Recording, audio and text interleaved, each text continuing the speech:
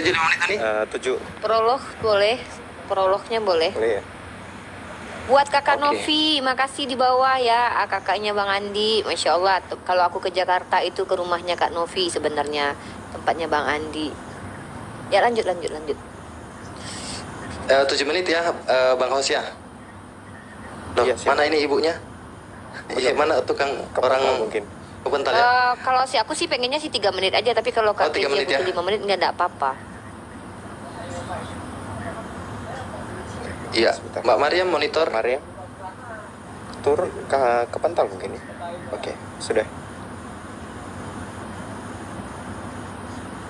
Oh ya, 3 menit saja ya.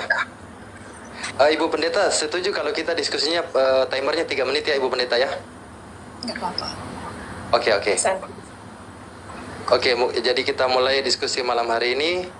Mungkin kita langsung serahkan kepada Unirifa untuk bernarasi. Nanti setelah 3 menit dipersilahkan untuk narasumber kedua untuk menanggapi argumentasi dari Unirifa. Silakan Unirifa. Oke, Mulai ya? saya ya. Oh, saya. Iya, Oke. siap. A'udzubillahi minasyaitonirrajim. Belum ya? Bismillahirrahmanirrahim. Assalamualaikum warahmatullahi wabarakatuh. Selamat malam, saudariku, kakak Kezia, pendeta muda Kezia. Terima kasih kita telah berdiskusi. Mudah-mudahan diskusi kali ini membawa manfaat baik untuk saya pribadi tentunya, atau untuk orang-orang lain. Ketika saya belajar, maka orang lain pun akan terpaksa ikut belajar bersama saya. Di sini kita tidak berniat untuk saling menjatuhkan, tapi untuk mengeksplor pengetahuan, mengeksplor pemahaman. Mungkin itu prolog saya, tidak terkait tema, dan saya akan langsung masuk ke tema. Tema kita adalah tentang konsep ketuhanan. Apa itu konsep? Saya mengatakan bahwa konsep, kalau kita rujuk kepada KBBI, rancangan atau buram, surat dan sebagainya, ide atau pengertian yang diabstrakkan dari peristiwa konkret, gambaran mental dari objek, proses atau apapun yang ada di luar bahasa yang digunakan oleh akal budi untuk memahami hal-hal lain, atau membuat konsep ini, kalau dalam bahasa sederhananya, adalah produk pikiran manusia. Nah, dalam diskusi kali ini, saya tidak akan pernah mengklaim konsep ketuhanan itu artinya Tuhan terkonsep. Nah, dalam Islam kita mengenal konsep ketuhanan itu disebut sebagai konsep tauhid. Apa itu konsep tauhid? Konsep tauhid, kalau kita masukkan ke dalam ide, gagasan, pengertian, pemahaman dari sesuatu yang konkret, maka konsep tauhid artinya adalah bagaimana cara memahami realitas konkret dari sebuah pernyataan yang adalah firman Tuhan, bahwa Tuhan itu berkata, Qul huwallahu ahad. Maka ahad itu bukanlah konsep, tapi ahad adalah perkataan, pernyataan Tuhan tentang dirinya. Maka yang disebut dengan konsep adalah bagaimana cara memahami pernyataan Allah bahwa Allah itu satu. Nah, yang terkonsep bukan Tuhan, tapi yang terkonsep bagaimana cara memahami Tuhan. Karena mustahil Tuhan bisa terkonsep.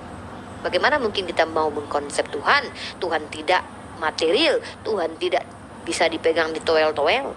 Kecuali definisi selanjutnya adalah Tuhan bisa di toel-toel.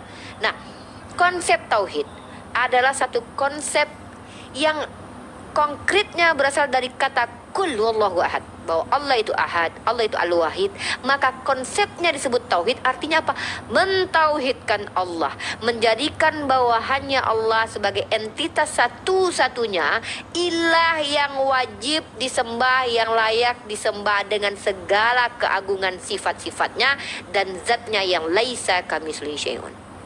Maka tauhid atau mengesahkan Tuhan, karena Tuhan itu esa, adalah konsep bagaimana manusia memahami Tuhan, bukan Tuhan yang terkonsep.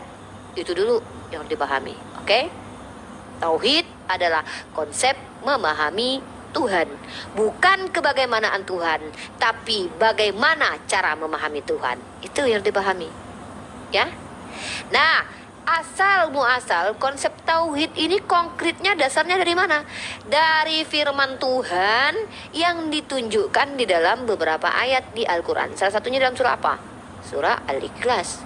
Qul huwallahu ahad. Ya, jadi kalau ada yang mengatakan sama aja kok konsep menuhankan, cara menuhankan Tuhan dengan konsep Tuhan, ya beda. Cara dengan entitas itu beda. Tolonglah bahasa Indonesia jangan diperkodok ya.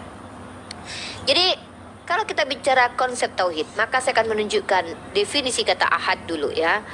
Kata ahad, wahid. Allah itu al-ahad, Allah itu al-wahid. Itu salah satu di antaranya nama-nama Allah. Maka dalam saya tunjukkan datanya teman-teman ya, saya akan tunjukkan dalil surah Al-Ikhlas ya. Kul wallahu ahad. Siapa yang perintahkan kita untuk menyatakan bahwa Allah itu ahad? Allah. Dalilnya mana? Surah Al-Ikhlas yang adalah firman Allah.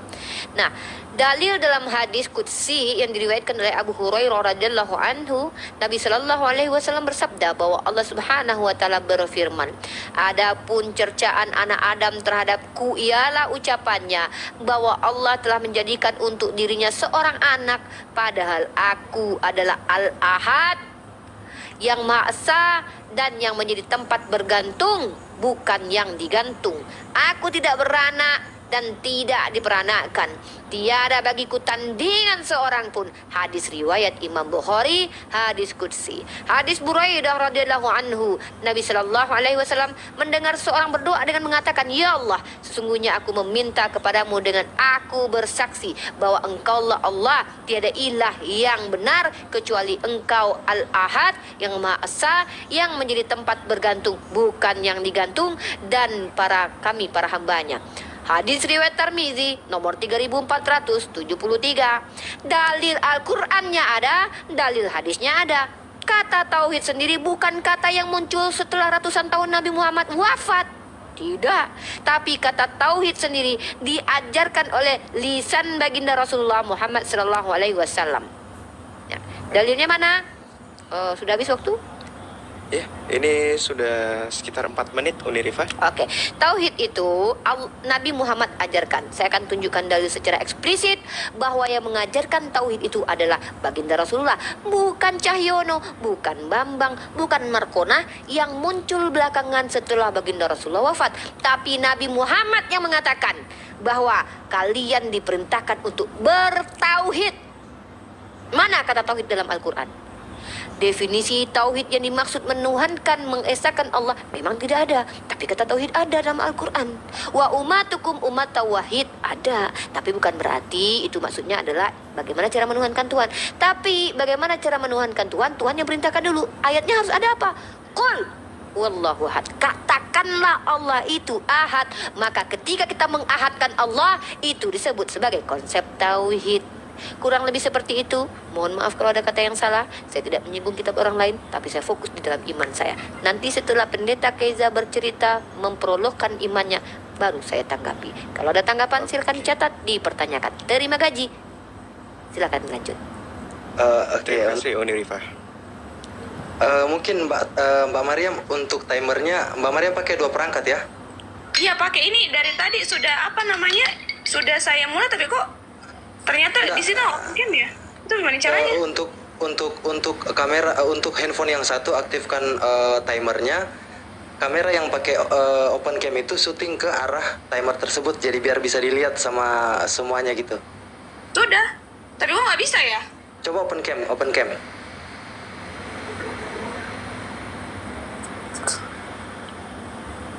Nah ini sudah open cam, kelihatan nggak? Enggak kelihatan. Kok bisa ya? Ini open cam ini? Bagaimana ya? Ini sudah open cam ya? Iya sudah. Coba simpan. Tekan open cam terus simpan. Bisa ya? Bentar. Oh. Sorry, maaf. Ya, jadi didekatkan ke ini, jadi biar bisa dilihat sama semua narasumber dan juga para penonton untuk timernya. Makanya tadi agak kelewatan sedikit. Oke, kita set untuk pendeta muda ini, pendeta muda Kezia. Set berapa menit? Ya, 5 menit. biar sama dengan Unirva. 5 menit kita set, 5 menit. Oke. Saya mulai ya. Ya, oke, silakan untuk Ibu Pendeta tanggapi pastinya Unirifa. Waktu dan tempat dipersilakan.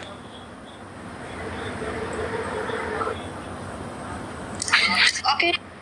Nah, Shalom Aleichem BSMnya Asia ya, saya senang dengan adanya debat intelektual, debat akademis malam hari ini karena kemarin juga berjalan dengan kondusif dan hari ini juga saya berharap kita bisa berdebat intelektual dengan kondusif ya, tidak perlu dan aku sangat setuju kita di sini mengeksplor apa yang menjadi keyakinan kita gitu dan kita tidak bisa memaksakan. Tadi itu kita bicara tentang konsep ya, memang ada setuju kalau kita bicara, saya rasa kedengaran brother? Aman. Terdengar. Oke. Aman. Kalau kita memang bicara tentang konsep itu adalah suatu paradigma, kerangka yang dibangun oleh manusia. Dan kalau kita bicara konsep itu harus dari bawah ke atas. Itu kalau konsep. Sebenarnya Tuhan memang tidak perlu dikonsep. Tuhan itu di dalam keyakinan kami itu menyatakan diri ya sebagaimana adanya Dia gitu. Jadi kalau kita membangun suatu konsep tentang Tuhan, masuk lagi filsafat teologis, belum lagi nanti dari filsuf Stoa dan lain segala macam, ya itu banyak sekali. Nah, tapi kalau kita mau berbicara bagaimana paradigma atau konsep ketuhanan di dalam kekristenan, sebelumnya saya juga pernah berdebat, saya katakan bahwa konsep ketuhanan dalam Kristen itu harus berangkat dari paradigma Ibrani, Tuhannya Israel, ya harus berasal dari sesembahannya Musa. Dan bagi Kristen itu, bagi orang Ibrani, Tuhan itu bukan misteri. Misteri itu artinya tersembunyi, tidak diketahui. Sementara dalam perjanjian lama Tuhan itu banyak menyatakan dirinya dan kemudian dia berjumpa dengan Musa. Dia katakan Aser aku adalah aku yang sudah ada sejak dulu, sekarang sampai selama-lamanya. Di sana kata kerja singular, tidak ada jamak-jamak pribadi. Itu salah satu konsepnya bahwa orang Israel itu sangat menekankan monoteis. Itu di Ulangan 6 ayat 4. Di sana cardinal number angka 1, Tuhan itu satu gitu. Dan yang kemudian yang kedua, bagi paham Ibrani, sesuatu itu yang dinyatakan ada. Nah, tadi Unirifa bagus nih ya, ada bicara tentang realita konkret ya. Sesuatu yang dinyatakan ada itu real, realita konkret bagi orang Ibrani itu haruslah yang bisa ditangkap oleh indera. Makanya di 1 Yohanes 1 itu penulis kitab mengatakan apa yang sudah kami dengar dari dulu, kami lihat, kami raba ya, dari awal sang kausa prima itu mereka sudah merasakan realita konkret itu. Orang Yunani atau mungkin bangsa lain itu bisa mempercayai sesuatu yang ada di luar sana secara abstrak. Tapi orang Ibrani tidak bisa seperti itu. Orang Ibrani itu harus semuanya itu realita konkret, semua yang bisa ditangkap oleh indera. Dan mulai dari perjanjian lama sampai perjanjian baru, Tuhan itu menyatakan dirinya berada di dunia Asia, berada di dunia manusia, bekerja aktif, bisa dilihat, bisa didengar, bisa juga dirasakan. Kemudian bagi orang Israel yang pencipta itu sesembahan itu hanya satu ya, itu ada di 1 Tawarik 16 ayat 26. Jadi dalam konsep Israel ya, monoteis itu agak beda dengan monolatris, apa mungkin sedikit ada perbedaan dengan tauhid ya, karena saya pernah baca sejarah Muhammad itu pada saat di bangsa Quraisy jahiliyah dia menghancurkan banyak patung ya, bagus itu, dan hanya menyisakan satu gitu ya, membawa kepada Tuhan. Tetapi kalau bagi bangsa Israel, orang Ibrani, monoteis itu bukan seperti monolatris, bukan dari banyak Tuhan kemudian diberikan satu sesembahan eksklusif dipercaya, bukan seperti itu. Tapi memang hanya Dialah Tuhan, Yahova. Jadi kami stressing pointnya, teman-teman, stressing point Kristen itu harus berangkat dari Yod-Heh-Vav-He, Yahova, begitu. Dan bagi bangsa Israel sesuai dengan 1 Tawarik 16 ayat 26 tadi, di luar apa yang mereka sembah itu bukan Tuhan. Dan mereka menganggap semua yang di luar itu adalah Allah, berhala-berhala begitu. Makanya kami juga sangat takut. Kami harus mengikuti dari paham orang Ibrani ini begitu. Nah, kemudian yang ketiga, Yahova itu adalah penebus, adalah Mosia ya. Dan Yesus adalah Yahova itu sendiri di dalam ajaran kami. Jadi konsep ketuhanan Kristen itu kesimpulannya, resultansinya ya, itu berangkat dari Tuhan Musa. Musa itu orang Ibrani. Jadi harus memakai worldview, harus memakai paradigma Ibrani. Kenapa kami harus memakai Tuhan Musa dan harus memakai tanah? Karena di Lukas 24 ayat 44 Yesus bilang, dia itu semuanya itu harus digenapi, semuanya itu tertulis tentang Yesus yang ada di Taurat, kitab nabi-nabi maupun Mazmur. Dan kemudian Yesus bilang, mencatat tentang aku. Begitu. Nah, terakhir habis. Habis. Oke, thank you. Oke, terima kasih Ibu Pendeta untuk tanggapannya. Selanjutnya kita serahkan ke Uni Rifa untuk menanggapi narasi yang baru diuraikan oleh Ibu Pendeta. Silakan Uni Rifa.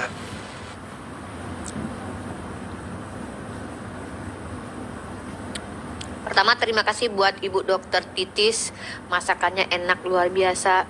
Terima kasih telah menampung aku, adikmu ini, Masya Allah.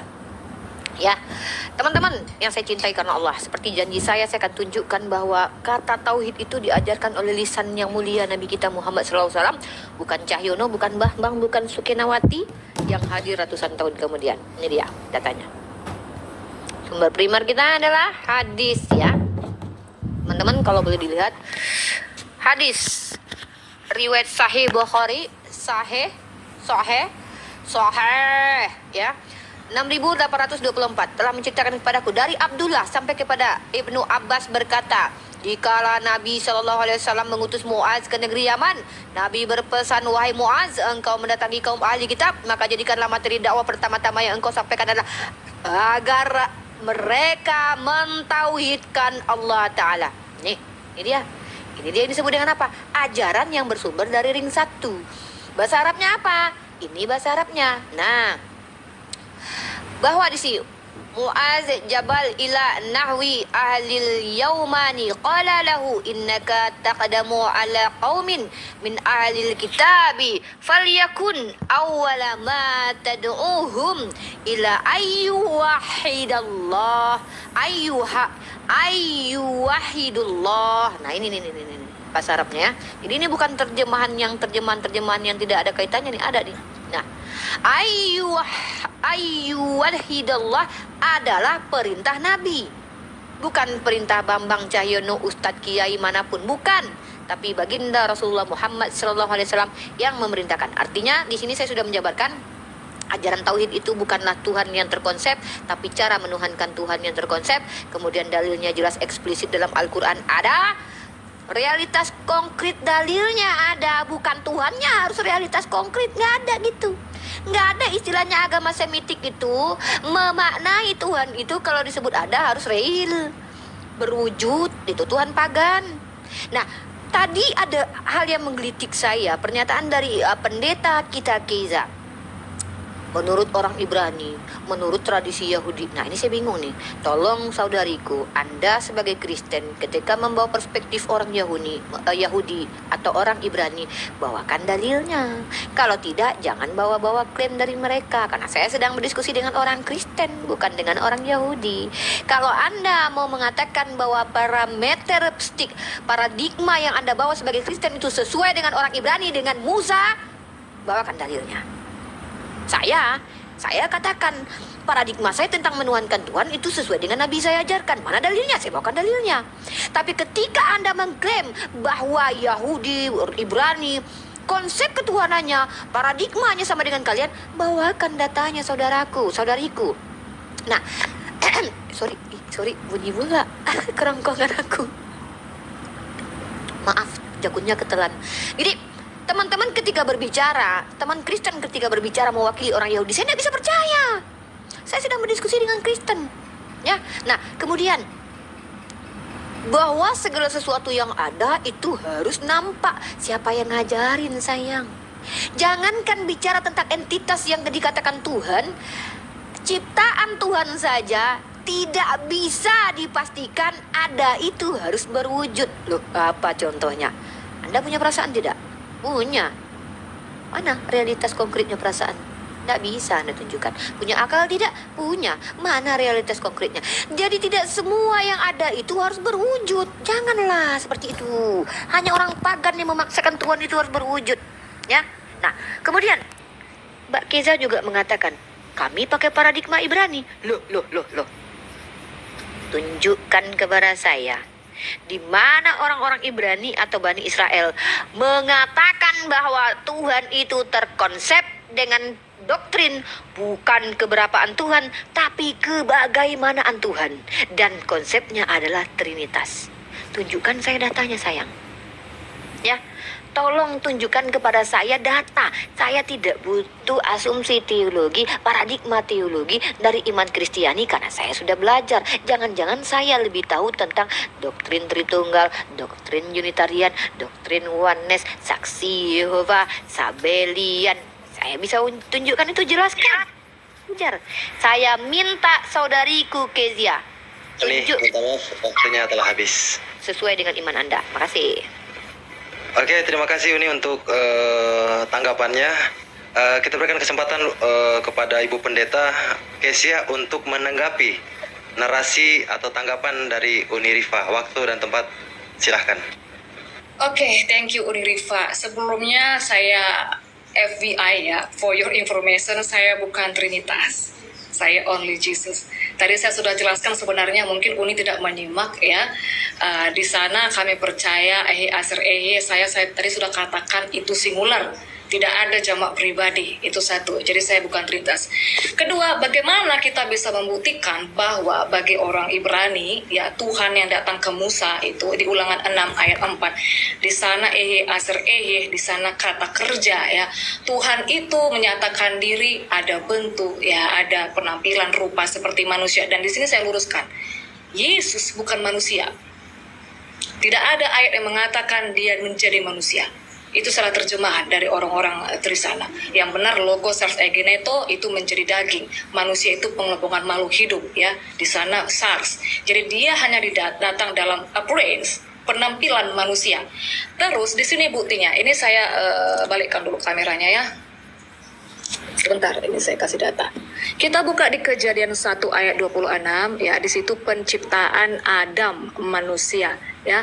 Let us make God and say according to our likeness in our image of the sea over. Di sini kalau bisa kita lihat ada Selem Demut. Nah, Selem ini Kelihatan belum datanya. kebuka. Belum kubuka kameranya, belum kubuka. Aduh. Oke. Aduh. Iya, ini Kejadian 1 ayat 26 ya. Nih. Di sini ada Selem Demut. Nah, Selem Demut ini bicara tentang gambar rupa. Nah, di sini bicara tentang perasaan, pikiran, emosional ya. Makanya manusia itu punya emosional, perasaan. Jadi Adam, itu bahasa Ibraninya tuh ya, Adam manusia itu diciptakan sesuai dengan representasi Tuhan. Di sini juga bicara tentang physically, bentuk, form. Selem Demut itu bicara tentang body, ya ada kepala, tangan, kaki. Nah Adam diciptakan nih, ada kepala, ada tangan, kaki. Kalau Adam diciptakan sesuai dengan representasi atau replika Tuhan, maka pada saat itu ketika Adam buka mata seperti apa yang Adam lihat, bentuk atau form atau shape dari Yehova itu tadi. Kayak anak ayam ya, buka mata plek, siapa yang dilihat? Di sini Adam diciptakan sesuai dengan gambar rupa Tuhan. Nah ini masih awal, masih di Kejadian penciptaan, manusia itu melihat Tuhan, bahkan berbicara. Ini aja, singkat saja. Thank you. Masih ada 2 menit, Bu Pendeta. Mau dilanjut atau? Nggak usah, itu aja brother, itu simple. Oke, terima kasih Bu Pendeta untuk tanggapannya. Masih ada 2 menit. Buat teman-teman yang di bawah 286 orang, bantu tap-tap layarnya biar diskusi kita semakin kuat malam hari ini. Untuk diskusi malam hari ini ditayangkan juga di channel YouTube-nya Uni Rifa, Rifa MOW TV. Oke, Uni Rifa, silahkan untuk menanggapi Ibu Pendeta Kezia.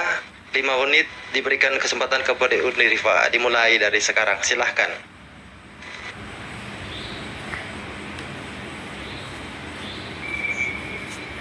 Maaf, mute. Mohon maaf, mute. Saya minta maaf sebesar-besar karena saya sambil makan, bukan saya tidak menghormati. Tadi saya sudah katakan saya sholat ternyata banyak waktu, saya tidak mau terlalu lama Anda menunggu, maka saya diskusi sambil makan. Karena sebentar lagi saya mau makan obat, minum obat maksudnya. Oke, nah bukan berarti saya tidak tahu konsep ketuhanan yang diimani oleh saudaraku Kezia. Hanya saja teman-teman Kristen harus terbuka matanya, harus terima kenyataan bahwa kekristenan itu tidak lepas dari konsep Tuhan. Walaupun Kezia adalah seorang Jesus only atau only Jesus, tetap di sini saya minta paradigma yang diimani oleh Kezia apa korelasinya dengan orang-orang Yahudi. Kalau kita bicara bahwa Tuhan itu satu-satunya ilah, oke, sepakat. Tapi ketika Tuhan itu menjelma menjadi manusia, tolong jelaskan dalam perspektif Ibrani, dalam perspektif Yahudi Rabbinik atau Yahudi Bidat sekalipun, bahwa konsep itu diterima.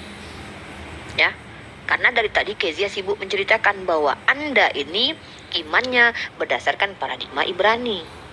Di mana Musa ajarkan bahwa Tuhan itu manusia, di mana Abraham ajarkan Tuhan manusia, di mana nabi-nabi lain mengajarkan Tuhan itu manusia. Ya, itu. Aduh, jakun saya ketelan lagi. Jadi teman-teman harus paham di sini. Kristen itu punya beberapa denom tentang Yesus. Kristen punya beberapa denom tentang teologi. Oneness atau Sabellian adalah salah satu aliran yang dibidatkan oleh jumhur Kristen, yaitu Trinitas yang dimenangkan konsilinya pada waktu yang memenangkan konsili waktu di tahun 325 yang menyatakan bahwa Bapa dengan Yesus itu sehakikat. Maka muncullah ajaran Sabellian ini. Dan tolong Kezia tunjukkan data-datanya. Sebagaimana saya menunjukkan bahwa ajaran tauhid itu diajarkan oleh nabi saya, tunjukkan kepada saya bahwa konsep Jesus only ini, bahwa dialah satu-satu Allah ini, diajarkan oleh Yesus sendiri. Jangankan Yesus, sekelas Paulus saja yang membatalkan hukum Torah dalam 1 Korintus pasal 8 ayat 6 mengatakan ada pemisahan antara Allah dengan Tuhan. Bagi kita hanya ada satu Allah, yaitu Bapa, dan satu Tuhan sebagai perantara, yaitu adalah Yesus. Lalu tolong dijelaskan kepada saya korelasi antara ajaran Yesus dan ajaran Paulus terkait tentang doktrin Jesus only ini yang diimani saudaraku. Nah, lebih lanjut lagi, kalau saya salah, tolong luruskan. Jesus only percaya bahwa Bapa itu adalah Yesus, Yesus adalah Bapa. Nah, bagaimana cara menjelaskannya? Ketika Yesus menjelaskan kehidupan kekal hanya mengenal Engkau satu-satunya Allah Bapa yang di surga. Jangan panggil Bapa di bumi ini padahal dia masih di bumi. Karena hanya satu Bapamu, dia di surga. Bahkan sekelas Paulus 1 Korintus 8 ayat 6 mengatakan hanya ada satu Allah Bapa, hanya ada satu Tuhan. Bagaimana caranya Kezia bisa menjelaskan ayat-ayat ini dengan doktrin Jesus only? Atau ginilah dulu. Kita bicara tentang konsep ketuhanan. Kezia belum menyentuh kerana konsep ketuhanan yang Kezia imani. Dari tadi Kezia menjelaskan keimanan orang Yahudi dan Ibrani. Saya tidak dapat datanya. Saya tidak bisa terima kalau orang Kristen menjelaskan iman Yahudi. Ya, saya minta jelaskan konsep ketuhanan yang Kezia imani sekarang. Apa yang disebut dengan Shema Israel Adonai Eloheinu Ehad? Apa yang dimaksud dengan itu? Dan siapakah satu-satunya Allah Bapa yang diajarkan oleh Yesus dan juga Paulus? Itu yang saya maksud. Biar kita tahu bahwa ajaran Kezia ini mengikuti Yesus dan juga Paulus, bukan mengikuti Cahyono, Sabellian. Siapa Sabellian? Pernah ketemu Yesus tidak Sabellian? Ya, jadi saya minta tolong sistematis ketika diskusi. Seperti saya menjabarkan definisi konsep tauhid seperti ini, bla bla bla bla, dalilnya bla bla bla bla. Maka tolong Kezia, Yesus only jelaskan kepada saya, Yesus only itu seperti apa sih konsep ketuhanannya? Dari mana sih pengajarannya? Siapa sih pertama kali ngajar? Kalau saya jelas Nabi Muhammad yang ngajarin, dalilnya mana? Ini Al-Quran, ini hadis. Ada dalilnya. Begitu ya. Terima kasih Kezia. Tangkap poin saya, jawab poin saya, semoga kita diskusinya tidak melebar. Makasih. Oke, masih ada waktu 40 detik Uni. Oke, selanjutnya kita berikan kesempatan kepada Ibu Pendeta untuk menanggapi pertanyaan dan juga pernyataan dari Uni Rifa tentang konsep ketuhanan. Silakan Ibu Pendeta. Iya, thank you. Sudah 2 kali Uni Rifa mengalami bias kognitif dan mungkin tidak menyimak. Ya. Tadi Uni Rifa bertanya, di mana ada pengajaran Tuhan itu manusia? Tidak ada.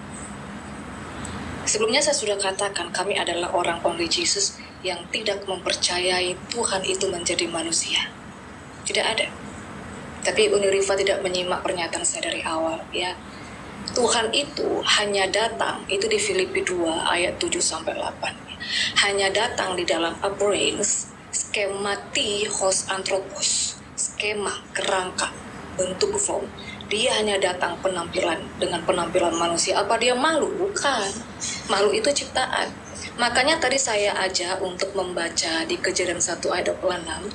Ini adalah basic sekali ya. Kita bicara tentang selem demu. Itu bicara tentang likeness, representasi, image. Jadi bukan Tuhan itu yang menyerupai manusia atau Tuhan menjadi manusia, tetapi manusia yang bahasa Ibraninya Adam itu adalah replika, representasi, meniru bentuknya Tuhan. Ya, mungkin teman-teman pernah melihat ada museum Madam Tussauds ya. Kalau saya buka di sini nanti habis waktunya, nanti buka saja di Madam Tussauds. Itu seperti patung, kerangka yang dibuat menyerupai seperti aslinya, tapi kualitas bahan beda. Tapi memang ini mungkin cukup sulit ya, karena orang Kristen kami pun di dalam internet ini banyak juga yang sulit untuk menerima ini. Jadi Tuhan tidak menjadi manusia, dia hanya datang dalam rupa manusia. Dan ini yang menjadi miss perspektifnya ya. Misling di antara Kristen dengan Muslim. Bagi teman-teman Muslim, Yesus itu baru ada di perjanjian baru. Bentuknya yang seperti manusia itu baru ada di perjanjian baru. Salah. Di perjanjian lama tadi kan Adam diciptakan sesuai dengan gambar bentuk Tuhan. Bentuknya seperti manusia itu, dia ada di dalam dunia manusia. Dia berkarya, bekerja, bicara dengan Musa. Itu sudah terjadi di perjanjian lama. Hanya bedanya itu dilahirkan. Itu bedanya, bukan menjadi manusia. Kenapa dia tidak bisa disebut manusia? Kita harus masuk terminologi manusia, itu Adam. Tanah itu diciptakan dari tanah. Kalian percaya Adam itu diciptakan dari tanah 4 penjuru katanya, 4 penjuru bumi. Dalam perspektif Yahudi pun ada seperti itu. Nah, Yesus kan tidak dari tanah. Kedua, Yesus itu tidak dikandung dari pertemuan sel telur dengan sperma. Bagaimana dia disebut manusia? Nah, makanya ada istilah medis itu namanya surrogate mother. Itu istilahnya ibu pinjam atau ibu lahir. Yang dinamakan dengan ibu kandung itu haruslah yang mewarisi sel telur atau mewariskan genetik. Sementara Maria itu tidak ada mewariskan apapun. Makanya nggak bisa disebut ibu kandung. Yesus tidak bisa disebut manusia. Itu 2. Kemudian yang ketiga, terakhir. Dari mana ajaran only Jesus? Apa sih paham only Jesus ini ya? Kami hanya percaya bahwa semuanya dari perjanjian lama ya. Sang kausa prima alpha yang al-awal dan al-akhir. Ehe asir ehe itu ya, yang sudah ada sejak dulu, sekarang, selamanya. All about Jesus, all about Yosua. Bapa, Anak, Roh Kudus. Itu adalah Yesus. Nah, di sini kita menjadi miss-nya, belum habis ya, menjadi miss-nya.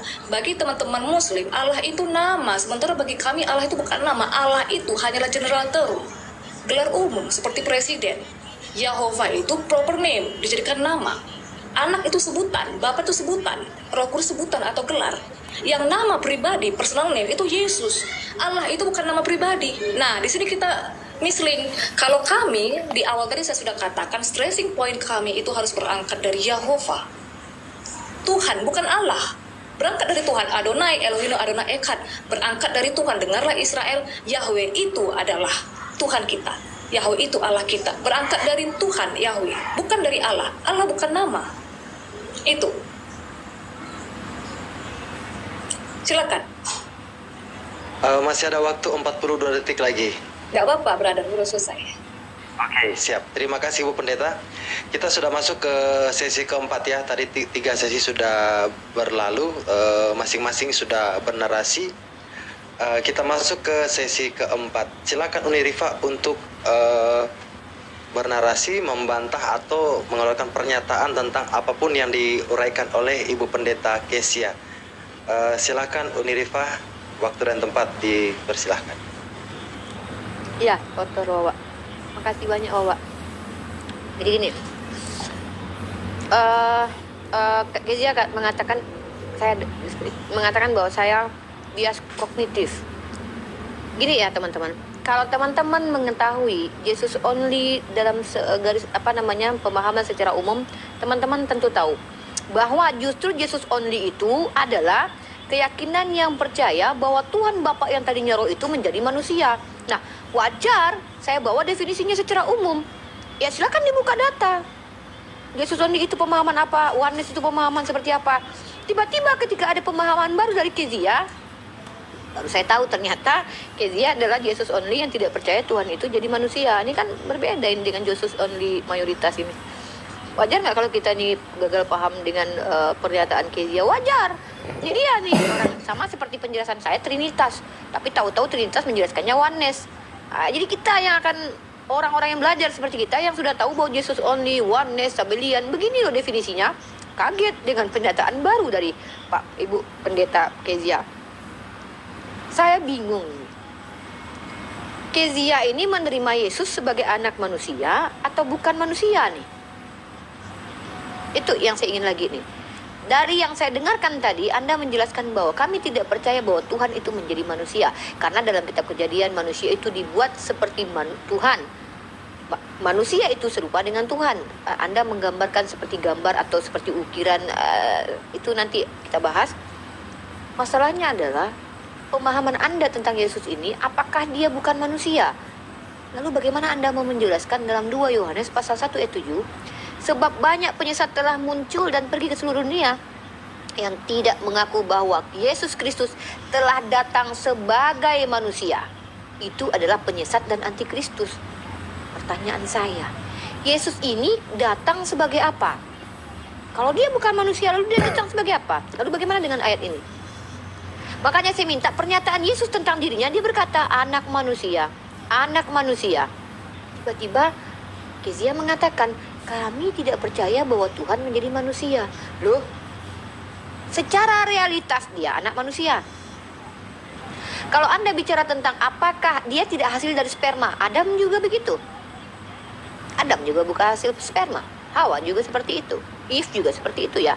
Jadi saya minta Kezia itu ketika berbicara tolong bawa data dari tadi. Bahwa Jesus only dari denominasi Kezia ini adalah Jesus only yang tidak percaya bahwa Tuhan yang tadinya roh berubah jadi manusia. Datanya mana? Yang ngajarin siapa? Atau ini made in Kezia? Atau ini ajaran baru dari Kezia? Genom dari Kezia? Tidak diajarkan oleh pendeta-pendeta sebelum Kezia. Akan kita tahu tuh. Nah, kata Allah, Anda mengatakan, bagi kami Allah itu adalah generic name seperti Bapa.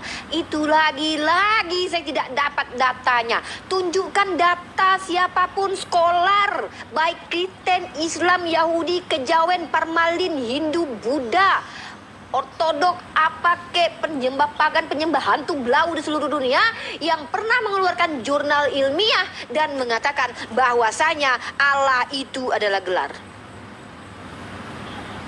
Saya minta. Karena kalau Kezia berbicara dari perspektif pribadi, kenapa saya harus dengarkan? Jesus only. Kalau kita only Jesus, bahwa hanya Yesuslah ilah satu-satunya dan tidak percaya bahwa Allah Bapa menjadi manusia, tolong jelaskan bagaimana pemahaman bahwa Allah itu adalah roh. Ditabrak oleh Kezia semua doktrin yang telah disempurnakan oleh bapak-bapak gereja sebelum Kezia lahir. Ditabrak semua, dihantam itu. Maka tolong tunjukkan kepada saya. Sekali lagi saya minta maaf, dengan segala hormat saya minta. Ajaran tentang Jesus only yang Kezia jelaskan kepada saya bahwa Kezia tidak percaya Tuhan itu menjadi manusia, tetapi dia adalah, kita adalah replika dari Tuhan. Itu yang ngajarin siapa? Athanasius, Uranus, Neptunus, Takinus, ya apa kayak gitu. Itu kalau itu dari Kezia sendiri, mohon maaf. Silahkan. Uni tidak butuh pandangan pribadi dari Kezia karena Uni butuh ilmu. Uni kan seorang mahasiswi pembelajar. Nah, kecuali Kezia ini sudah diakreditasi, sudah terpercaya, sudah terukir, sudah terdata namanya sebagai seorang teolog. Gitu. Terima gaji. Oke, terima kasih Unirifa untuk narasinya. Silakan Ibu Pendeta Kezia untuk bernarasi, membantah atau mengeluarkan pernyataan tentang narasi dari Ibu Unirifa tadi. Silakan Ibu Pendeta. Iya, thank you. ketiga kalinya mungkin ini tidak menyimak ya. Sebenarnya tadi saya sudah buka data. Interlinear itu data, mau data apa lagi? Ini yang paling dekat. Ini bahasa aslinya dan di situ ada artinya, definisinya. Pertama tadi Kejadian 1:26. Dari mana buktinya bahwa manusia itu diciptakan sesuai dengan gambar Tuhan? Tadi sudah saya bukakan. Itu selem demut. Betselmenu, kitmutenu. Ya masalahnya kalau tidak diterima, ya bagaimana, gak mungkin kita paksa. Selem demut itu sudah saya tunjukkan, itu likeness, representasi, image. Itu seperti kerangka, itu seperti patung. Apakah ada yang sama ajarannya dengan saya? Ya banyak, yang only Jesus. Tapi kalau misalnya teman-teman selama ini berhubungan dengan Trinitas, ya mereka nggak tahu. Mau tilok-tilok F2 Trinitas, katanya mau sampai mana pun, ya mereka nggak tahu. Karena kita selalu debatin Trinitas. Kedua, mana sih buktinya bahwa Yesus itu bukan manusia? Memang bukan, nggak ada ayatnya Tuhan menjadi manusia. Jadi dia datang sebagai Tuhan, sebagai Yahova. Hanya datang dalam rupa manusia, penampilan manusia. Kita buka di Yohanes 1 ayat 14, saya balikkan kameranya. Ini bocor nih asbes kami, kena kucing. Oke, Yohanes 1 ayat 14. Di situ kita melakukan yang namanya critical takes ya. Di dalam untuk orang-orang teolog muslim dengan Kristen sebenarnya ada metode hermeneutik ya kan. Salah satunya critic takes. Ada kesalahan terjemahan. Oke, di sini logosarx. Dia menjadi daging. Kalau belum buka lugah. Ini data. Logosarx egeneto. Dia menjadi daging, bukan menjadi manusia. Apa sih bedanya? Manusia itu bicara tentang makhluk hidup, pengelompokan makhluk hidup. Manusia, hewan, tumbuhan itu pengelompokan makhluk hidup. Tubuh, soma, itu bicara tentang physically body. Ada kepala, tangan, kaki. Daging itu bicara tentang bahan tubuh, bahan kasar yang ada dalam tubuh ini. Dia menjadi daging, bukan menjadi manusia. Artinya apa? Di dalam perjanjian lama dia sudah ada dalam bentuk seperti kita ini, bukan manusia. Nah, kemudian yang di 2 Yohanes 1 ayat 7 itu ayat yang sering dilempar-lempar oleh teman Trinitas. Kita buka. Mana ini 2 Yohanes 1 ayat 7. Sebentar ya. 7. Ya. Oke. Antropos ya. Antropos itu bukan hanya bicara tentang manusia. Makanya kalau di bahasa Inggrisnya itu ada perbedaan antara man dengan man. Kalau man, mana sih ini? Sebentar, saya sambil menjelaskan ya. Kalau man, itu bicara tentang pria tunggal. Tetapi kalau man, itu bicara tentang laki-laki jamak. Makanya sebenarnya ya Yesus itu datang di dalam rupa pria, karena itu sesuai dengan nubuatan perjanjian lama, terlahir seorang putra. Terus di sini ada salah kan? Bukan menjadi manusia, Yesus Kristus coming in flesh, sarki. Yang nggak percaya dia datang dalam daging, yaitu antikris. Karena bagi orang-orang Kristen yang di luar dari paham kami, only Jesus, mereka ngotot menjadi manusia. Mereka menolak itu daging Tuhan, darah Tuhan, menolak, yaitu antikris. Itu dia, Uni. Udah sampai di sini saja, simple saja. Ya, masih ada waktu Ibu Pendeta 1 menit 10 detik. Kalau sudah selesai, kita langsung ke Uniriva. Tapi sebelumnya buat teman-teman yang ada di bawah, silakan dibantu untuk tap-tap layarnya. Silakan dibantu untuk follow akun official API Jawa Timur. Dan juga follow atau subscribe channelnya Riva MOW TV. Oke, lanjut Uniriva untuk menyanggah si dari Ibu Pendeta. Waktu dan tempat disilahkan. Maaf saya harus menyenderkan diri ya, karena saya mulai merasakan ngilu ya di kaki. Oke. Semua yang dijelaskan sama Kezia adalah interpretasi dari pribadinya Kezia tanpa mengutip paham dari skolar. Itu yang tadi saya terima. Kalau paradigma sendiri yang datang dari Kezia, mohon maaf saya katakan, saya juga seorang pembelajar. Jumpa sama Samuel Siahaan, beda lagi penjelasannya. Jumpa sama Pastor Saraf, beda lagi penjelasannya. Jumpa sama Pendeta Joshua Teu, beda lagi penjelasannya. Saya minta secara akademik, dalam ranah akademik, ketika membuat makalah, ada sebuah penjelasan kaidah ilmu yang diluncurkan, yang dipahami, yang diterima, maka itu mustahil datang dari satu orang saja yang tidak punya kredibilitas terkait tentang hal itu. Penjelasan Kezia ini saya mau verifikasinya dari para teolog gitu loh. Kan itu yang saya minta tadi. Kalau Kezia menjelaskan, saya juga bisa seperti itu. Bahkan saya lebih canggih lagi dari Kezia, itu menjelaskan Bible dengan representasi sendiri. Nggak perlu Roh Kudus saya. Bahkan itu make sense saya buat nanti. Tapi saya bukan itu. Apa yang Unirifa katakan bukan ilmu dari Unirifa, tapi berdasarkan pengetahuan Unirifa dari hasil pelajarannya. Dari mana? Rujukannya adalah Al-Quran. Rujukannya adalah hadis. Bukan Unirifa yang jelaskan. Ibnu Abbas adalah siapa? Ring kedua setelah Nabi Muhammad SAW. Dia yang menjelaskan. Bukan Unirifa yang menjelaskan representasi makna dari tauhid itu. Bukan, sayang. Tapi itu adalah penjelasan yang dibawakan oleh para ulama. Dalam ranah akademik kita seperti itu. Nah, kemudian satu pertanyaan. Saya mau ini dijawab. Kalau tidak ada, tolong jangan diada-adakan. Kalau memang ada, silakan sampaikan ayatnya. Kalau tidak ada, jangan coba diada-adakan. Mohon minta maaf. Kezia, dasar pertanyaan saya adalah ketika Kezia mengatakan Yesus itu sudah ada di dalam kitab perjanjian lama, maka saya minta tunjuk satu dalil yang mana menyatakan bahwa yang bernama Yesus sebagai Tuhan pernah ada entah dalam bentuk apapun sebelum dia dilahirkan dan diberi nama oleh Maria dan bapak tirinya, yaitu Yesus yang diberikan oleh malaikat. Kalau tidak ada datanya, jangan mengada-adakan yang tiada. Bidat namanya itu. Jadi berdasarkan statement Kezia bahwa Yesus telah ada sebelum dia dilahirkan dan diberi nama Yesus oleh orang tuanya. Tunjuk satu ayat dari Kejadian sampai kitab Wahyu sampai kitab Deuterokanonik atau kitab Tripitaka atau kitabnya orang Hindu bahwa ada pernyataan ada entitas bernama Yesus sebelum dia dilahirkan dan dianggap sebagai Tuhan. Kalau tidak ada, jangan diadakan. Tidak boleh, tidak bagus begitu. Ya, karena ini statement. Statementnya apa?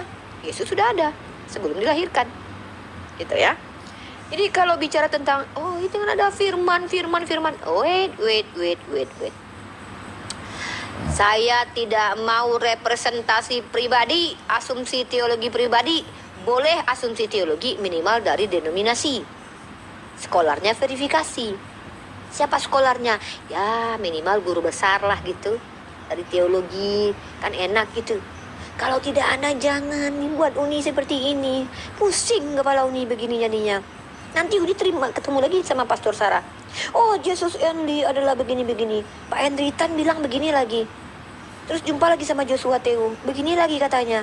Jumpa lagi sama Samuel Siaan. Ada lagi jawabannya. Lama-lama kuadu-adu kalian semuanya. Sini Pak Henry Tan kujedot sama Samuel nanti. Kezia beda lagi penjelasannya. Namanya sama-sama Jesus only. Jadi tolong secara akademik.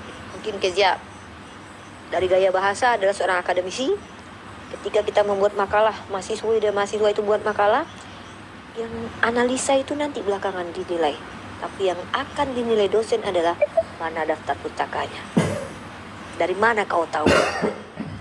Begitu. Terima kasih. Oke, terima kasih Unirifa untuk narasinya. Silakan Ibu Pendeta untuk menyanggah pernyataan Unirifa dan juga menjawab pertanyaan dari Unirifa yang tadi barusan ditanyakan. Silakan Ibu Pendeta, waktu dan tempat disilahkan. Di bawah ada tahunku. Oke, thank you Unirifa ya. Bicara siapa skolarnya? Saya skolar. Ada nggak teolog lain yang sama pemahamannya sama saya?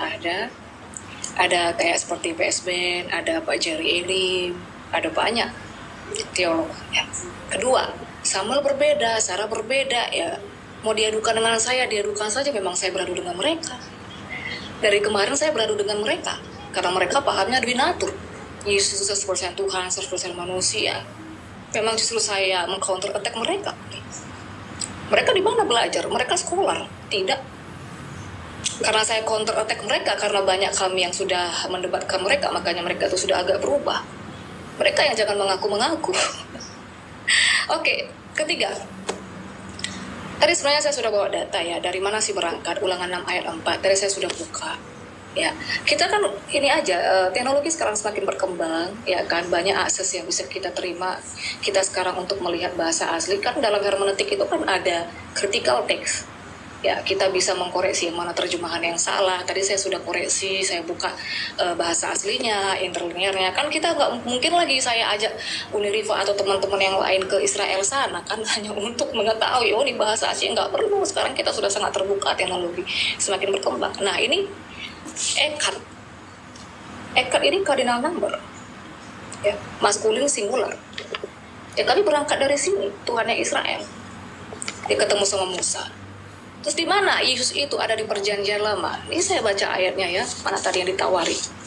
Yesus bilang, semua kitab nabi-nabi, baik yang di dalam Taurat, yang ada di dalam Mazmur, ya itu harus tergenapi. Di Lukas 24 ayat 44, itu harus tergenapi tentang dia.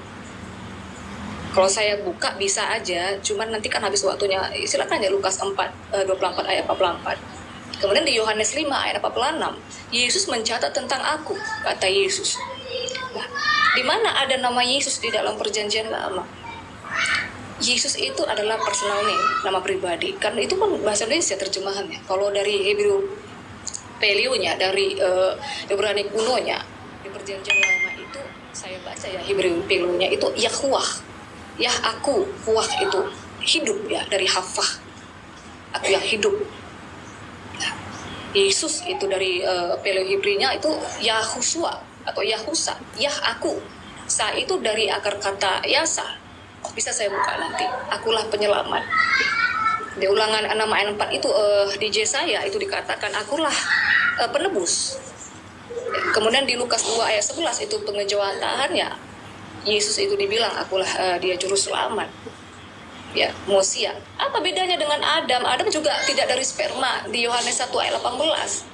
Tidak ada tokoh manapun, murid-murid tokoh manapun nabi yang disebut dengan monogenes theos. Monogenes, mono itu satu. Genos itu jenis ya. Jadi dia itu jenis tanda kutip satu-satunya ya. Dia sama dengan Bapa itu. Ada banyak sekali ayat. Itu harus dipegang orang-orang Kristen pun harus tahu monogenes theos. Terus yang terakhir singkat saja. Saya pernah mempelajari tentang Asmaul Husna ya, 99 nama Tuhan. Itu saya cek semua yang Tuhan Maha ini, itu semua ada di Yesus ya, itu ada di Yehovah, Yisrael Yehovah sendiri. Hanya satu perbedaannya yang menjadi perbedaan kita di sini ya, linknya yang mungkin kurang masuk ya, tentang penebus. Jadi dalam Asmaul Husna itu sepertinya tidak ada bahwa Tuhan itu penebus. Sementara dalam Kristen, penebus itu menjadi salah satu poin yang paling penting. Dan kemudian yang terakhir, tadi bertanya Tuhan tentang Tuhan. Rab, ya. Rabbana atina fid dunya hasanah. Rab ini apa dulu? Coba kita satukan dulu perspektif Rab ini apa. Biar kita bisa konfirmasi Yesus ini Tuhan atau enggak. Tuhan dengan Tuhan itu sebenarnya sama aja, Rab sama aja.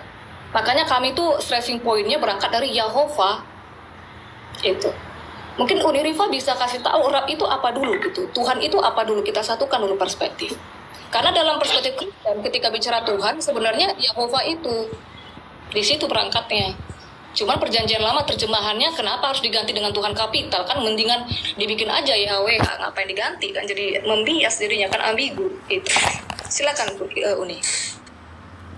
Oke, masih ada waktu 16 menit.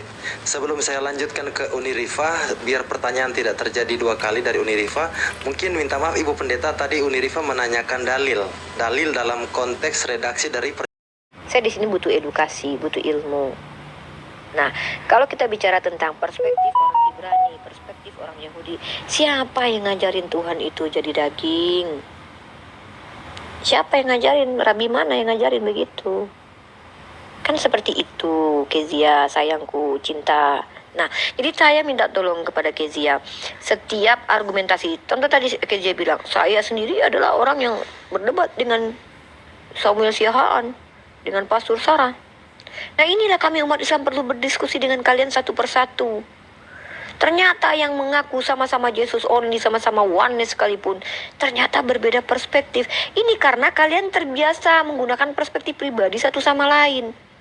Nah, Anda sebutkan nama pastor-pastor tadi, bla bla segala macam. Tapi Anda tidak tunjukkan data-datanya bahwa pastor-pastor atau scholar-scholar tadi pemahamannya sama persis dengan Anda. Penjelasan Anda tadi tidak merujuk kepada mereka. Minimal tunjukkanlah. Minimalnya seperti ini. Nih saya kasih minimalnya seperti saya lah. Ini maksimal sih. Kalau saya ini maksimal memang. Karena umat Islam itu all out.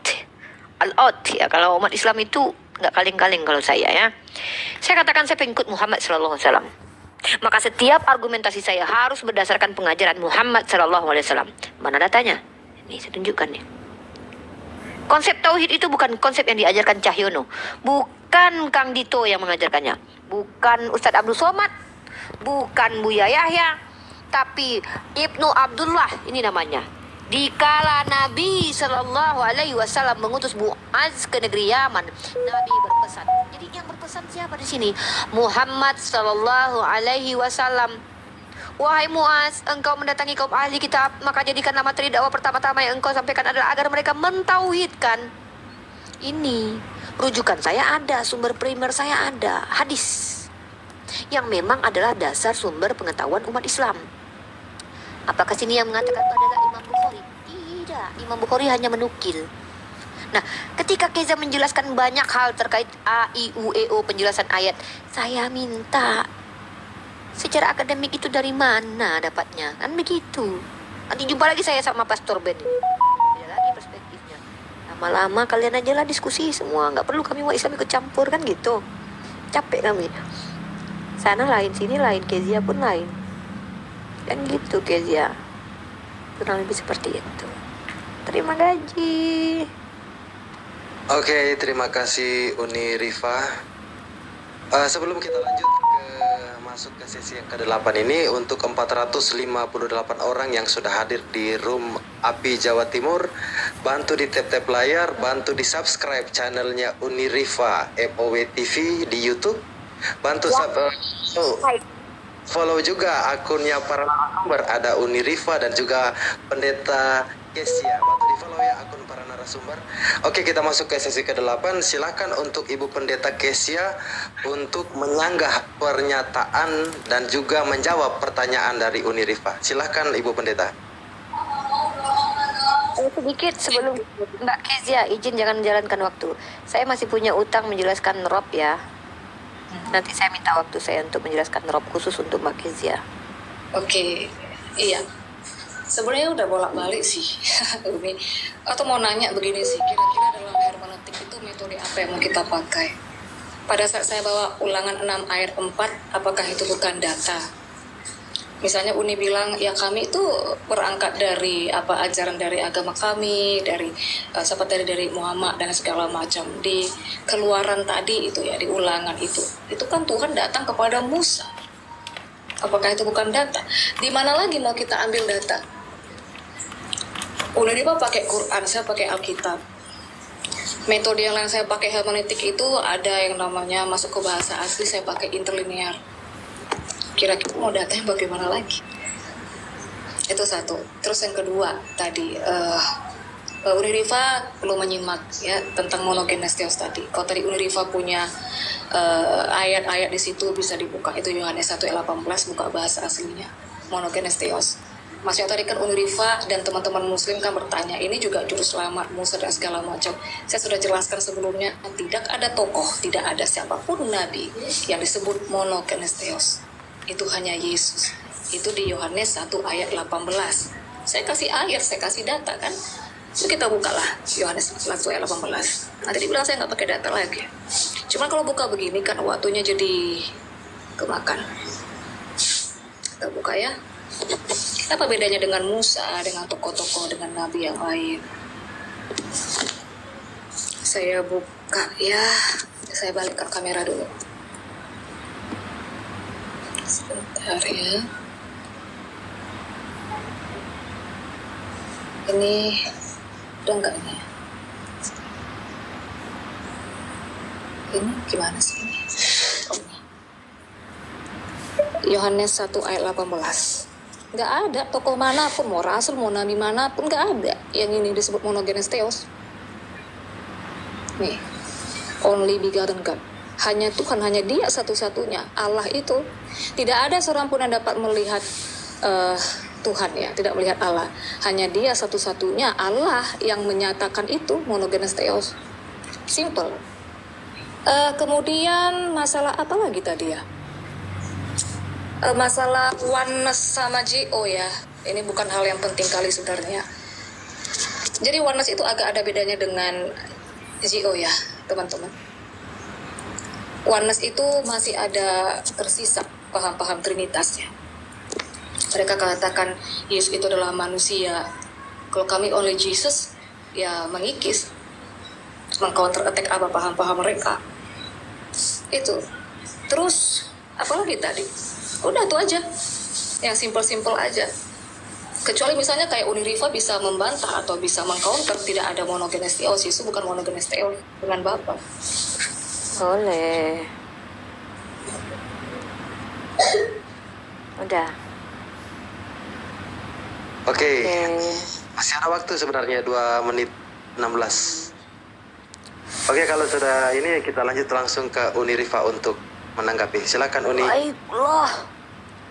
Saya kasih Kezia menunjukkan bahasa Yunani, monogenes theos. Saya tunjukkan bahasa Ibrani, guys. Bahasa Ibraninya di mana? Teman-teman buka semuanya Mazmur 90 ayat 2. Ya, mari kita buka. Caranya adalah palingkan wajah Anda. Tunjuklah ini, mata saya ngeri kali ya. Nanti saya jelaskan langsung itu tentang rob tadi. Dalam Mazmur pasal 90 nomor 2, teman-teman akan membaca dalil seperti ini. Sebelum gunung-gunung dilahirkan dan bumi dan dunia diperanakan. Pertanyaan saya, apakah gunung itu punya ibu dan dilahirkan oleh ibunya? Teman-teman tahu tidak bahasa yang dipakai dalam bahasa Ibraninya dilahirkan itu? Yalat. Yalat. Siapa yang menghadirkan gunung? Saya? Bukan. Kezia? Bukan. Rudi Yohanes? Tentu bukan. Kalau kita menggunakan kata diksi-diksi sebelum gunung-gunung dilahirkan dan bumi dan dunia diperanakan, lalu ketika ada diksi ini untuk Yesus, maka langsung dikatakan Yesus adalah Tuhan yang diperanakan, monogenes theos.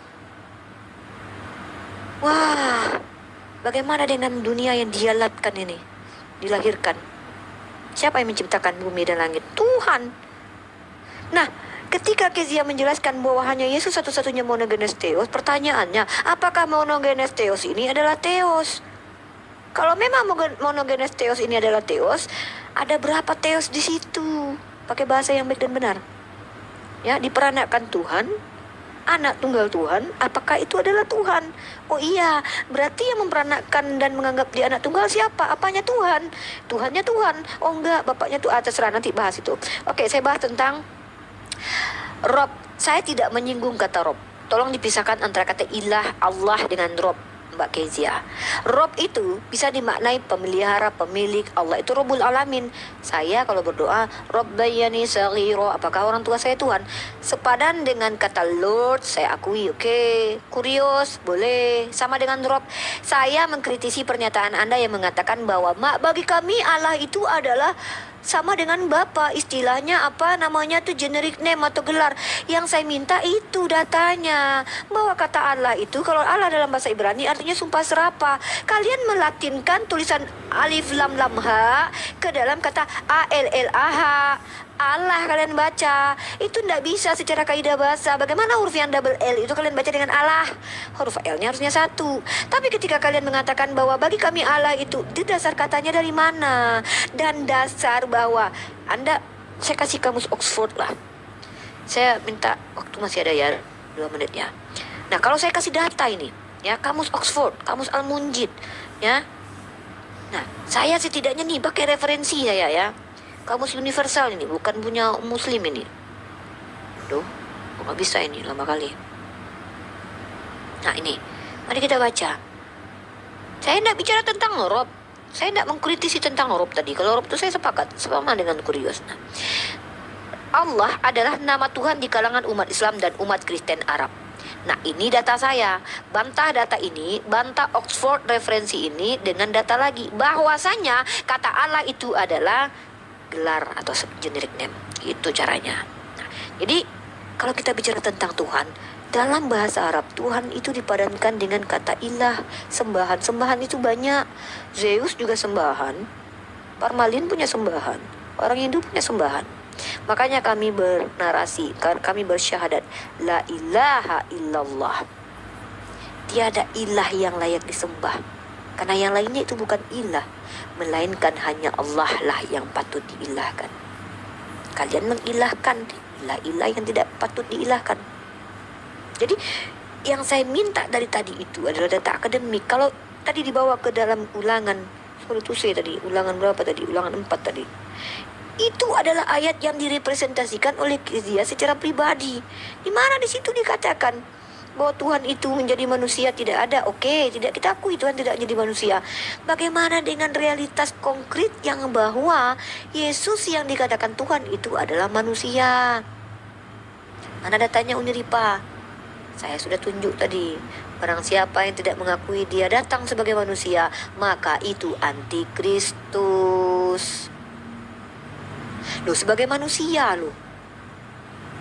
Kecuali di situ dituliskan, barang siapa yang mengakui bahwa dia datang sebagai gambaran manusia, ecek-eceknya jadi manusia, cosplaynya manusia, pura-pura jadi manusia, padahal bukan manusia. Kalau dia bukan manusia, jangan katakan dia manusia. Ketika Kezia mengatakan dia bukan manusia, tapi kata yang dipakai di situ adalah man, laki-laki, manusia, anak manusia, berarti ada penipuan dalam masalah bahasa, entah teks aslinya ataupun bahasa terjemahannya. Jelaskanlah itu kepada kami. Terima kasih. Oke, terima kasih. Langsung saja ke Ibu Pendeta untuk menyanggah pernyataan dan juga pertanyaannya Unirifa. Silakan Ibu Pendeta. Aku sepertinya merasakan di sini Unirifa itu berkali-kali kurang konsentrasi, gitu. Dan aku di sini harus mengulangi topik yang sama berulang kali. Kan Unirifa atau teman-teman muslim kan selalu bilang nih ya, kalian bani terjemahan. Justru di sini aku mendapati bahwa Unirifa itu yang bani terjemahan. Tadi saya sudah buka data, saya sudah buka di 2 Yohanes 1 ayat 7. Di mana Tuhan menjadi manusia? Gak ada. Oh, ini terjemahan, ya sudah, berarti bani terjemahan bukan saya dong. Justru kami itu tidak mau menjadi bani terjemahan, makanya kami lakukan metode hermeneutik critical text. Saya bertanya kepada Unirifa, kita sekarang bicara hermeneutik kan di dalam Islam, teologi Islam itu ada hermeneutik, ada metode. Kristen juga. Sekarang kita mau pakai metode apa? Coba. Salah satu metode hermeneutik itu kita masuk ke dalam critical text. Saya tidak memakai hanya terjemahan. Saya memang harus mengakui objektif, ada banyak sekali human error dalam terjemahan. Jadi ketika Unirifa ini 2 kali saya hitung untuk membawa terjemahan, berarti Unirifa itu ya memang bani terjemahan. Bukan sayanya, bukan Kristennya, kan begitu. Itu satu. Kedua, tentang gunung yang diperanakan. Ya. Ini bagaimana metode Unirifa ini melihat ayat Alkitab itu kan bukan hanya 1-2. Kita harus bisa melihat connecting dots, benang merah antara pasal 1 dengan pasal lain. Apakah ada gunung itu disebut monogenes theos? Apakah gunung itu disebut Ehi Asir Ehi yang di Ulangan 6 ayat 4? Jadi nggak cocok gitu, nggak apple to apple, maksudnya disandingkan dengan Yesus, ya kan? Oke, yang ketiga, saya langsung masuk ke dalam substansi aja biar nggak usah terlalu banyak retorika. Ketiga, kami tidak pernah mendapatkan di Alkitab, ya Allah itu nama, nggak ada. Interlinear, nggak pernah, ya kecuali begini, kecuali mungkin ada teman atau Unirifa bisa memberikan data di dalam Alkitab kami interlinear atau dalam perspektif Ibrani. Kebetulan saya mempelajari worldview Ibrani dan saya juga punya teman dari Mesianik, ya mereka convert ke Yudaisme, tapi sama pahamnya. Belum pernah menemukan Allah itu adalah nama, kecuali teman-teman atau Unirifa bisa memberikan. Nah, ini yang Ulangan 6 ayat 4. Itu Yahova, makanya kami tuh berangkatnya di Yahova ini, Unir. Itu proper name. Sebenarnya itu dijadikan nama. Bukan nama yang nama personal diri, nama pribadi, personal name itu ya Yahshua, Yesus. Itu. Terus yang terakhir, last, tentang Rab. Tadi Uni bilang Rab apa artinya? Mereng. Penguasa, apalagi pengatur, mengurus. Ya, Yesus udah disebut Rab dong. Kalau misalnya Rab memang artinya itu, kita satukan ada banyak ayat di Alkitab. Penguasa, itu di Roma 10 ayat 9. Yesus itu penguasa, pengatur. Itu ada di Efesus 1 ayat 11 sampai 12. Yesus itu berarti Rab dong. Mengurus, itu ada di Mazmur. Kalau memang itu arti Rab. Jadi jangan memakai standar ganda begitu. Kalau memang Rab artinya itu, kita samakan perspektif. Dan kalau memang ada ayatnya, ya berarti itu adalah Rab. Mau dibilang dia tuan kurios, enggak masalah. Memang dia juga kurios. Mau seperti itu, mau majikan, seperti bos, enggak masalah. Tetapi kan selain itu, apakah dia adalah Yahova itu? Nah itu, kita jangan berhenti di situ aja. Bisa nggak terima bahwa Yesus adalah Rab itu? Oke, gimana Uni? Oke, saya kembali ke kata rob. Belum ya, bentar. Dia juga misunderstanding nih, saya ulangi. Mungkin masukan untuk Ibu Pendeta, siapa tahu ke depannya menyebut dalil, mungkin bisa dibantu untuk dibacakan. Nanti saya stop waktunya, Iya, betul. biar redaksi dari ayat tersebut bisa dipahami oleh para penonton. Silakan dilanjut Uni. Ya, jadi saya sudah jelaskan. Saya sepakat kata kurios itu kalau dipadankan dengan kata rob nggak masalah, karena rob juga bisa sayyid. Saya kan berdoa ini, Robbayani Saghiro, ada kata ni yang di belakang untuk merujuk dua orang, karena orang tua saya itu sepasang. Nah, tidak masalah. Yang saya kritisi bukan rob itu. Kezia nggak nangkap. Anda yang tadi tuh kognitifnya tuh nggak mengerti dengan saya maksud. Anda mengatakan bagi kami adalah Allah itu adalah generic name. Saya minta dasarnya mana? Loh, kok Anda bawa rob? Yang saya bahas Allah kok. Kok bawa-bawa rob? Yang bahas rob itu siapa? Justru saya menjawab bahwa rob itu kalau dipadankan dengan kata kurios itu oke, no matter. Nggak masalah saya. Ya, yang saya tuntut adalah ketika statement Anda, saya ini menanggapi statement loh. Jangan lari dari statement. Ngapain bawa rob? Saya membahas Allah itu dasarnya mana, bahwa Allah itu adalah generic name. Kalau Anda bicara Allah, Eloah, Elohim silakan. Tapi kalau kata Allah itu siapa yang ngajarin? Tulisan dalam kitab Anda itu A, L, A, H, double L-nya. Kalau Allah ya pakai satu aja, Allah gitu. Seperti bahasa Ibrani yang kata Allah itu adalah artinya sumpah serapah, alif lam ha. Nggak apa-apa, silakan. Saya minta perspektif Anda itu dasarnya apa?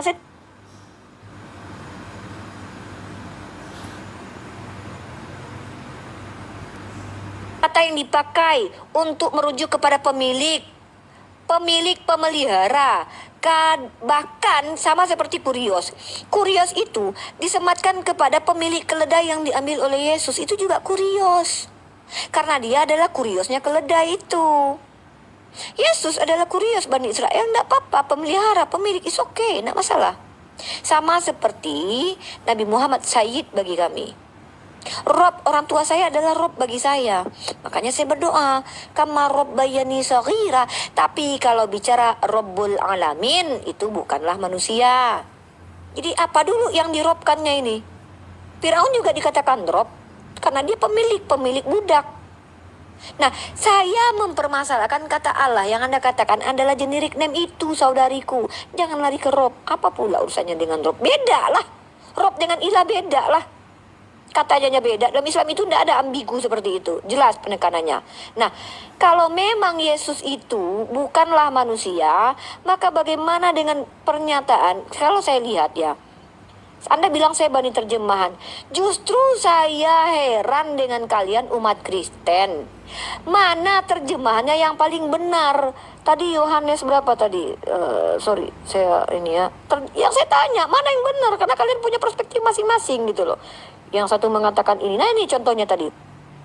Barang siapa yang tidak menerima Yesus datang sebagai manusia, dia adalah antikristus. Apa bahasa Yunaninya ini?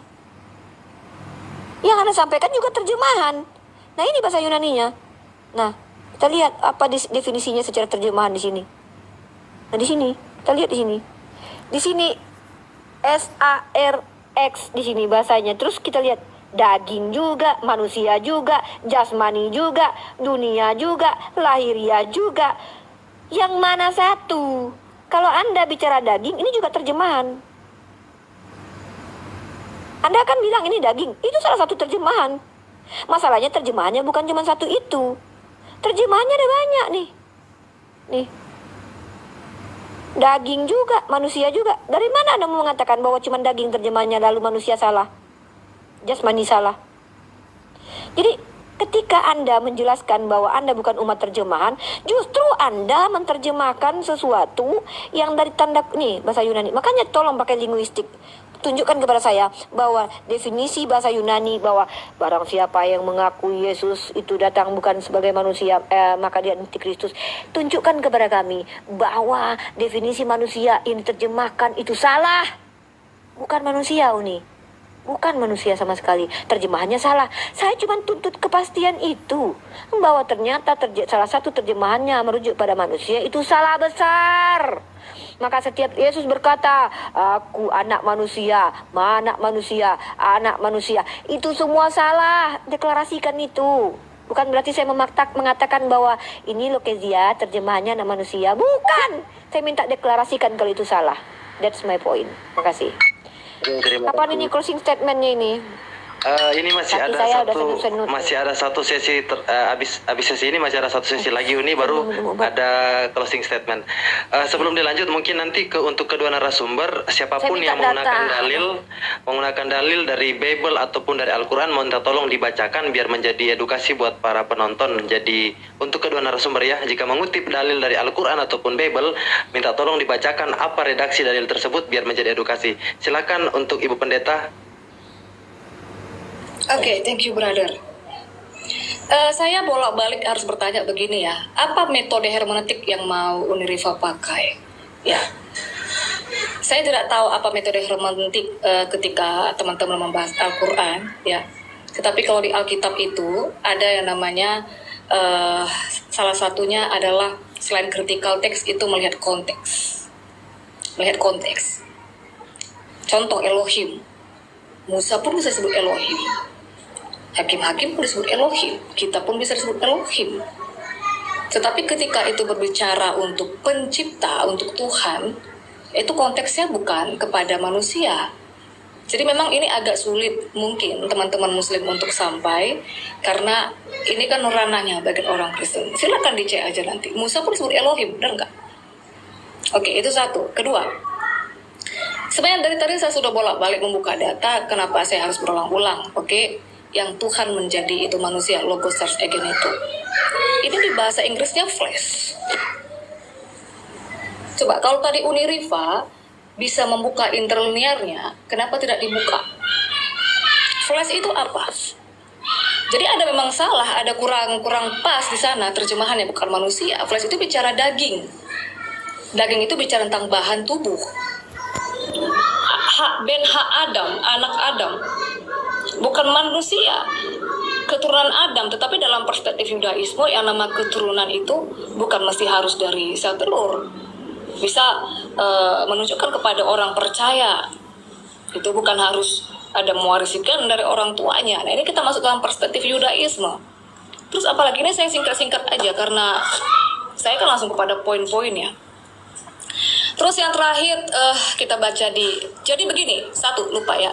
Berarti Uniriva tadi menerima Yesus adalah Rab. Ya, langsung aja ya. Berarti Yesus adalah Rab, no problem. Nah, sekarang pertanyaan begini. Ketika bicara tentang Kristen, Yesus itu bukan hanya Rab atau Tuan, kurios seperti biasa. Tetapi di Yohanes 8 ayat 24, sebentar saya buka ya. Ini dimatikan bisa, brother? Sebentar saya buka. Untuk timer dimatikan selama dibacakan dalilnya ya. Nanti lanjut setelah masuk narasi.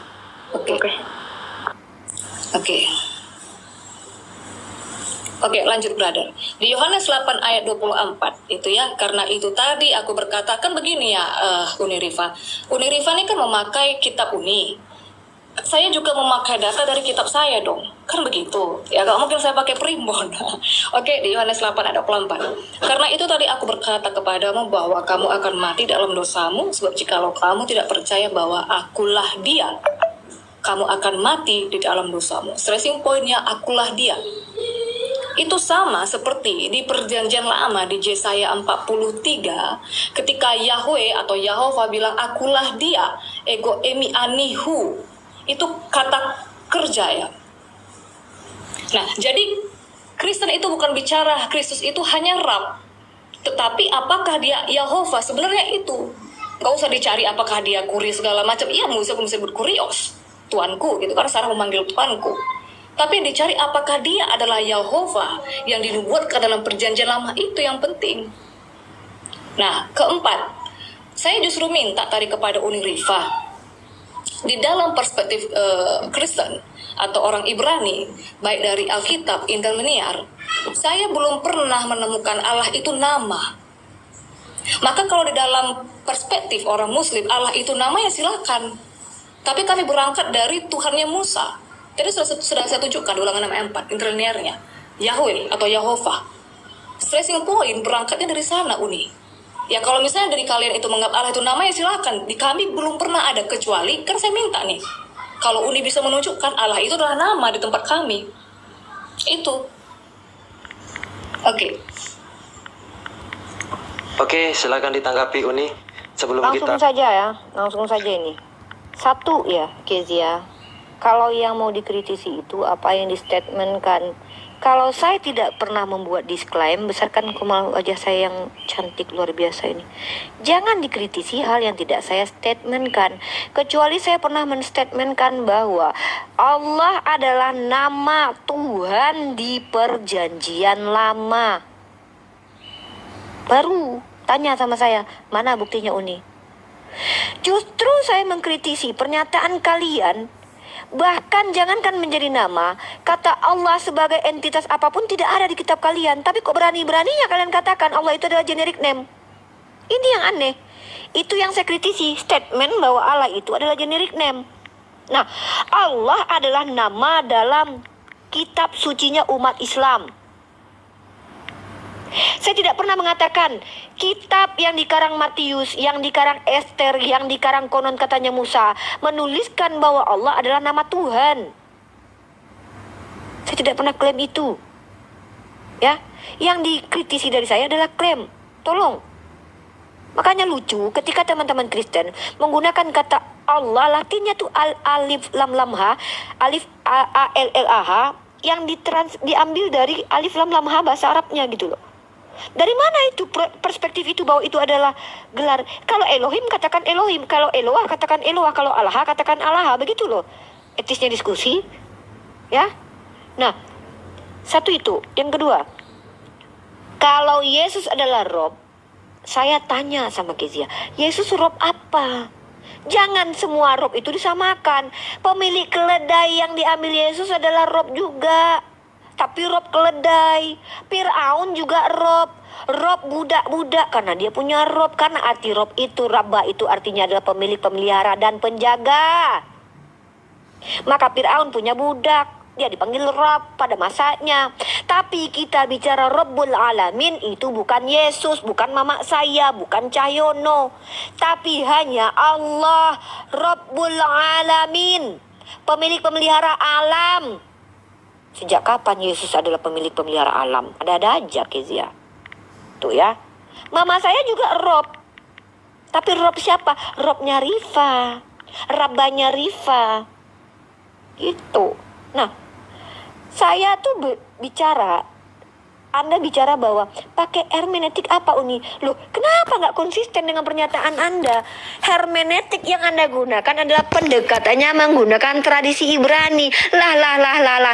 Tradisi Ibrani, tradisi Yahudi, Rabini, Bani Israel, dan nabi-nabi Bani Israel. Mana tradisinya seperti yang Anda jelaskan dari tadi, saudariku? Kalau menggunakan pendekatan hermeneutik, saya minta data dari tadi, penjelasan tentang Jesus only, penjelasan tentang nih, Yesus bukan daging. Oke, kita bahas nih. Yesus bukan manusia, tapi dia adalah daging. Realitasnya dia bukan daging. Dia adalah daging yang punya mata, punya hidung, punya telinga, yang disebut sebagai manusia komplit. Disunat hari ke-8. Sejak kapan bisa dikatakan daging aja itu? Jadi dia daging berjalan gitu. Dalam terjemahannya betul, become flesh, become daging. Realitasnya daging aja gitu. Jadi selama ini daging teronggok gitu dia. Daging punya mata dia, daging punya hidung, daging punya tulang, daging punya kelamin yang disebut manusia. Sejak kapan Yesus cuma daging? Ada-ada aja. Punya darah dia, punya tulang, punya mata, punya lambung. Buktinya dia makan ikan goreng, ditusuk lambungnya keluar cairan. Ada lambungnya. Bisa dikatakan daging. Terus yang menempel di kulit Yesus itu, di daging Yesus itu daging juga. Bulu-bulu matanya itu daging. Itu namanya penistaan. Daging berbulu, daging bermata, daging berambut. Daging apa? Daging memang, tapi bukan cuma daging. Inilah anehnya kalian. Terjemahnya daging, realitanya bukan daging. Ada matanya, ada kelaminnya, ada bulu lagi. Masa dibilang daging aja? Gak boleh begitu. Dosa tahu.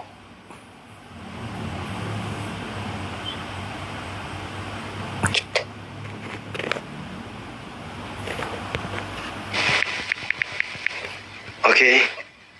Oke, langsung saja ke Ibu Pendeta untuk menyanggah pernyataannya Uni Rifa dan juga menjawab pertanyaan Uni Rifa. Silakan Ibu Pendeta. Saya seperti sedang berdebat dengan Trinitas. Narasi yang bolak-balik berulang-ulang. Jadi daging apa? Daging yang bagaimana? Oke ya. Tadi Uni Rifa bilang begini, siapa yang bilang dia bukan daging kalau nggak salah ya? Ya memang dia bukan, memang dia daging. Memang dia daging. Terus daging apa? Di awal tadi saya sudah jelaskan. Mungkin ini bisa lagi dirinci supaya lebih diingat lagi ya, supaya lebih konsentrasi. Manusia itu bicara tentang pengelompokan makhluk hidup. Daging itu bicara tentang bahan. Tubuh ini bicara tentang body, soma, bentuk, shape, kerangka. Daging ini bahannya. Jadi daging apa ya? Daging Tuhan. Apa beda dengan daging manusia? Sekarang gini, saya mau tanya dulu ya. Kita harus samakan perspektif dulu. Definisi tidur apa? Kalau misalnya definisi tidur dari Uni Rifa, tidur itu adalah manjat gerbang. Menurut saya tidur itu mata terpejam. Kita nggak akan bisa nyambung. Apa manusia? Manusia itu dari mana dibentuk? Dari tanah. Di Ayub dibilang manusia itu kembali menjadi debu. Yesus itu tidak ada datanya dari tanah. Coba cari, nggak ada. Dikandung dari Roh Kudus. Coba silakan cari dari tanah. Maka kita harus samakan perspektif. Manusia itu apa? Yang kedua, manusia ciptaan. Nggak ada pernah dikatakan itu ciptaan. Oke, yang ketiga, tadi kita bicara tentang rab. Ya sudah, kalau memang tidak masalah disebut rab ya no problem. Tapi kalau misalnya kita mau masukkan rab, itu kan harus rab yang mana? Rab penguasa, apa segala macam pencipta. Saya buka. Kalau tadi memang arti rab itu adalah penguasa, pengatur, pengurus, ada banyak ayat di Alkitab untuk Yesus yang bisa dikategorikan rab itu. Ini di Matius 28 ayat 18. Nah, tadi bilang nggak pakai data lagi ya. Yesus mendekati mereka dan berkata, kepadaku telah diberikan segala kuasa di sorga dan di bumi. Jadi siapa dia? Penguasa sorga dan bumi. Itu satu. Kalau memang rab itu artinya penguasa, pemilik, masuk nggak kategori ini? Yesus bisa disebut rab. Penguasa itu pemilik itu. Kedua, di Filipi, saya buka sebentar ya brother ya, bisa dimatikan sebentar. Filipi 2. Aduh, saya sudah mulai agak oyong ini ya.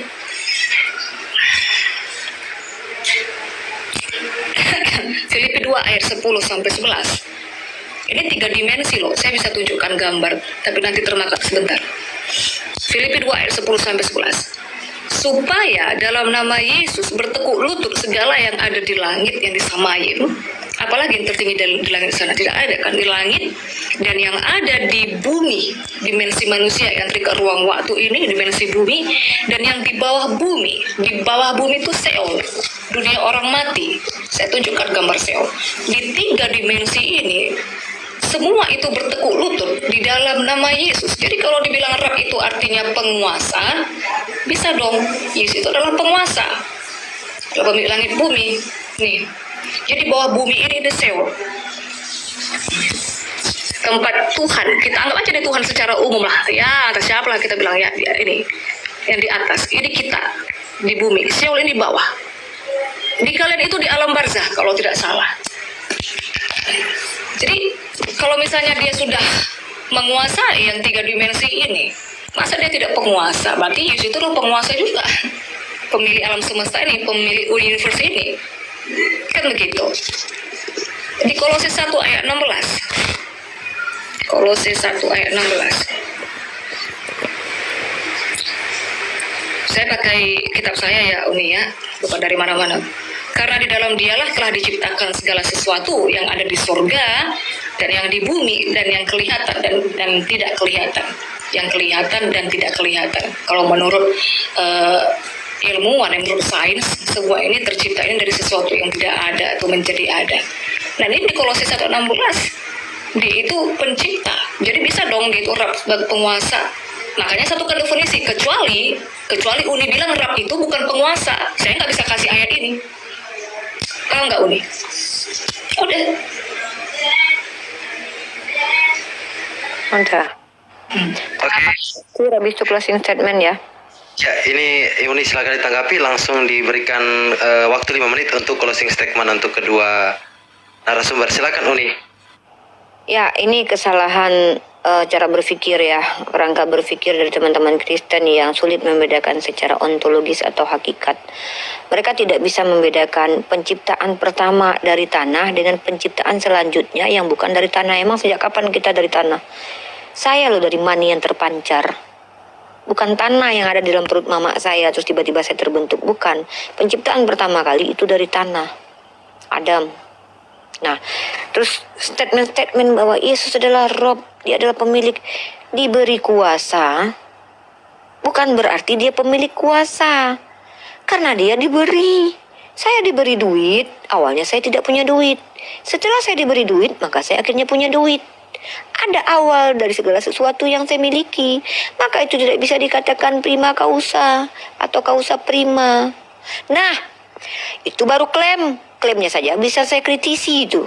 Klaimnya saja bisa saya kritisi dengan adanya pemberian kuasa. Artinya bukan pemilik kuasa, karena dia diberi. Nah, realitas konkretnya gimana? Nggak ada ceritanya Yesus pernah berkuasa di dunia, Mbak Keiza. Tunjukkan kepada saya. Jangankan berkuasa untuk seluruh alam hewan, cicak, dan ternak. 12 murid yang dia pilih saja dia tidak mampu menyelamatkan salah satunya. Bahkan 2 diantaranya itu berkhianat. Gimana dia mau dikatakan berkuasa? Yudas yang dia pilih, bukankah 12 orang ini telah aku pilih? Salah satunya ternyata adalah iblis. 12 aja yang katanya tidak akan bisa merebut siapapun dari dia. Satunya tidak bisa diselamatkan, yaitu Yudas. Artinya dia tidak pernah berkuasa, tidak pernah jadi raja. Jangankan jadi raja, ketua RT pun Yesus tidak pernah. Minimal Kores lah, minimal Melkisedek lah, minimal Ibrahim, minimal Daud lah. Pernah jadi raja. Yesus tidak pernah jadi ketua RT. Apalagi berkuasa di dunia. Kalau cuma sekedar klaim aku berkuasa, aku bisa bilang kalau aku ini istrinya Yesus, pendeta, cantik, sayang. Tapi realitasnya mana? Tidak ada. Yesus mana pernah berkuasa di dunia? Di surga apa lagi? Datanya mana? Ini. Bukan saya yang bilang, Yesus yang bilang. Bagaimana mungkin orang berkuasa dikatakan seperti ini? Baca nih. Dalam kitab Matius, pasal 20 nomor 23. Ya, nih saya tunjukkan. Yesus berkata kepada mereka, nih ya, sorry, matikan waktu sebentar, saya agak lama ini. Matius 20:23. Matius 20:23. Aduh ya Allah. Kaki semakin kebas coy. Nah ini. Baca ini, Mbak Keiza, tolong jelaskan ini. Kalau sekedar klaim-klaim saya juga bisa mengatakan bahwa saya adalah pemilik seluruh bumi ini karena saya adalah istrinya Yesus. Tapi kan enggak, realitasnya kan enggak ada. Yesus berkata kepada mereka, cawanku. Mana dia tadi? Aduh, sorry, bentar. Matius 20:23. Duh, salah pencet saya. Nih kata Yesus nih, bukan kata Mbak Keiza. Saya lebih percaya sama Yesus nih. Yesus berkata pada mereka, cawanku memang akan kamu minum, tetapi hal duduk di sebelah kananku atau di sebelah kiriku, aku tidak berhak memberikannya. Itu akan diberikan kepada orang-orang bagi siapa yang Bapakku telah menyediakannya. Loh, Yesus sendiri mengatakan dia tidak memiliki hak. Kok bisa-bisanya dia dikatakan berkuasa? Di dunia tidak berkuasa. Hansip Romawi aja hebat mengalahkan Yesus. Di surga tidak memiliki hak. Ada hal yang dia tidak bisa memiliki hak. Bagaimana mau dikatakan dia berkuasa?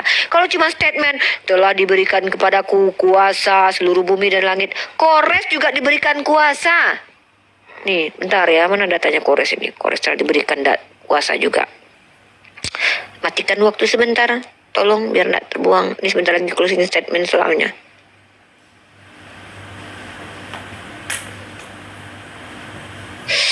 Aduh. Ya Allah.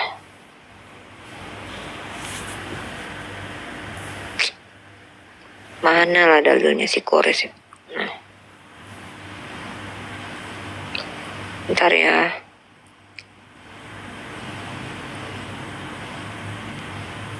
Bentar ya, Dek. Bentar ya, Mbak Keiza.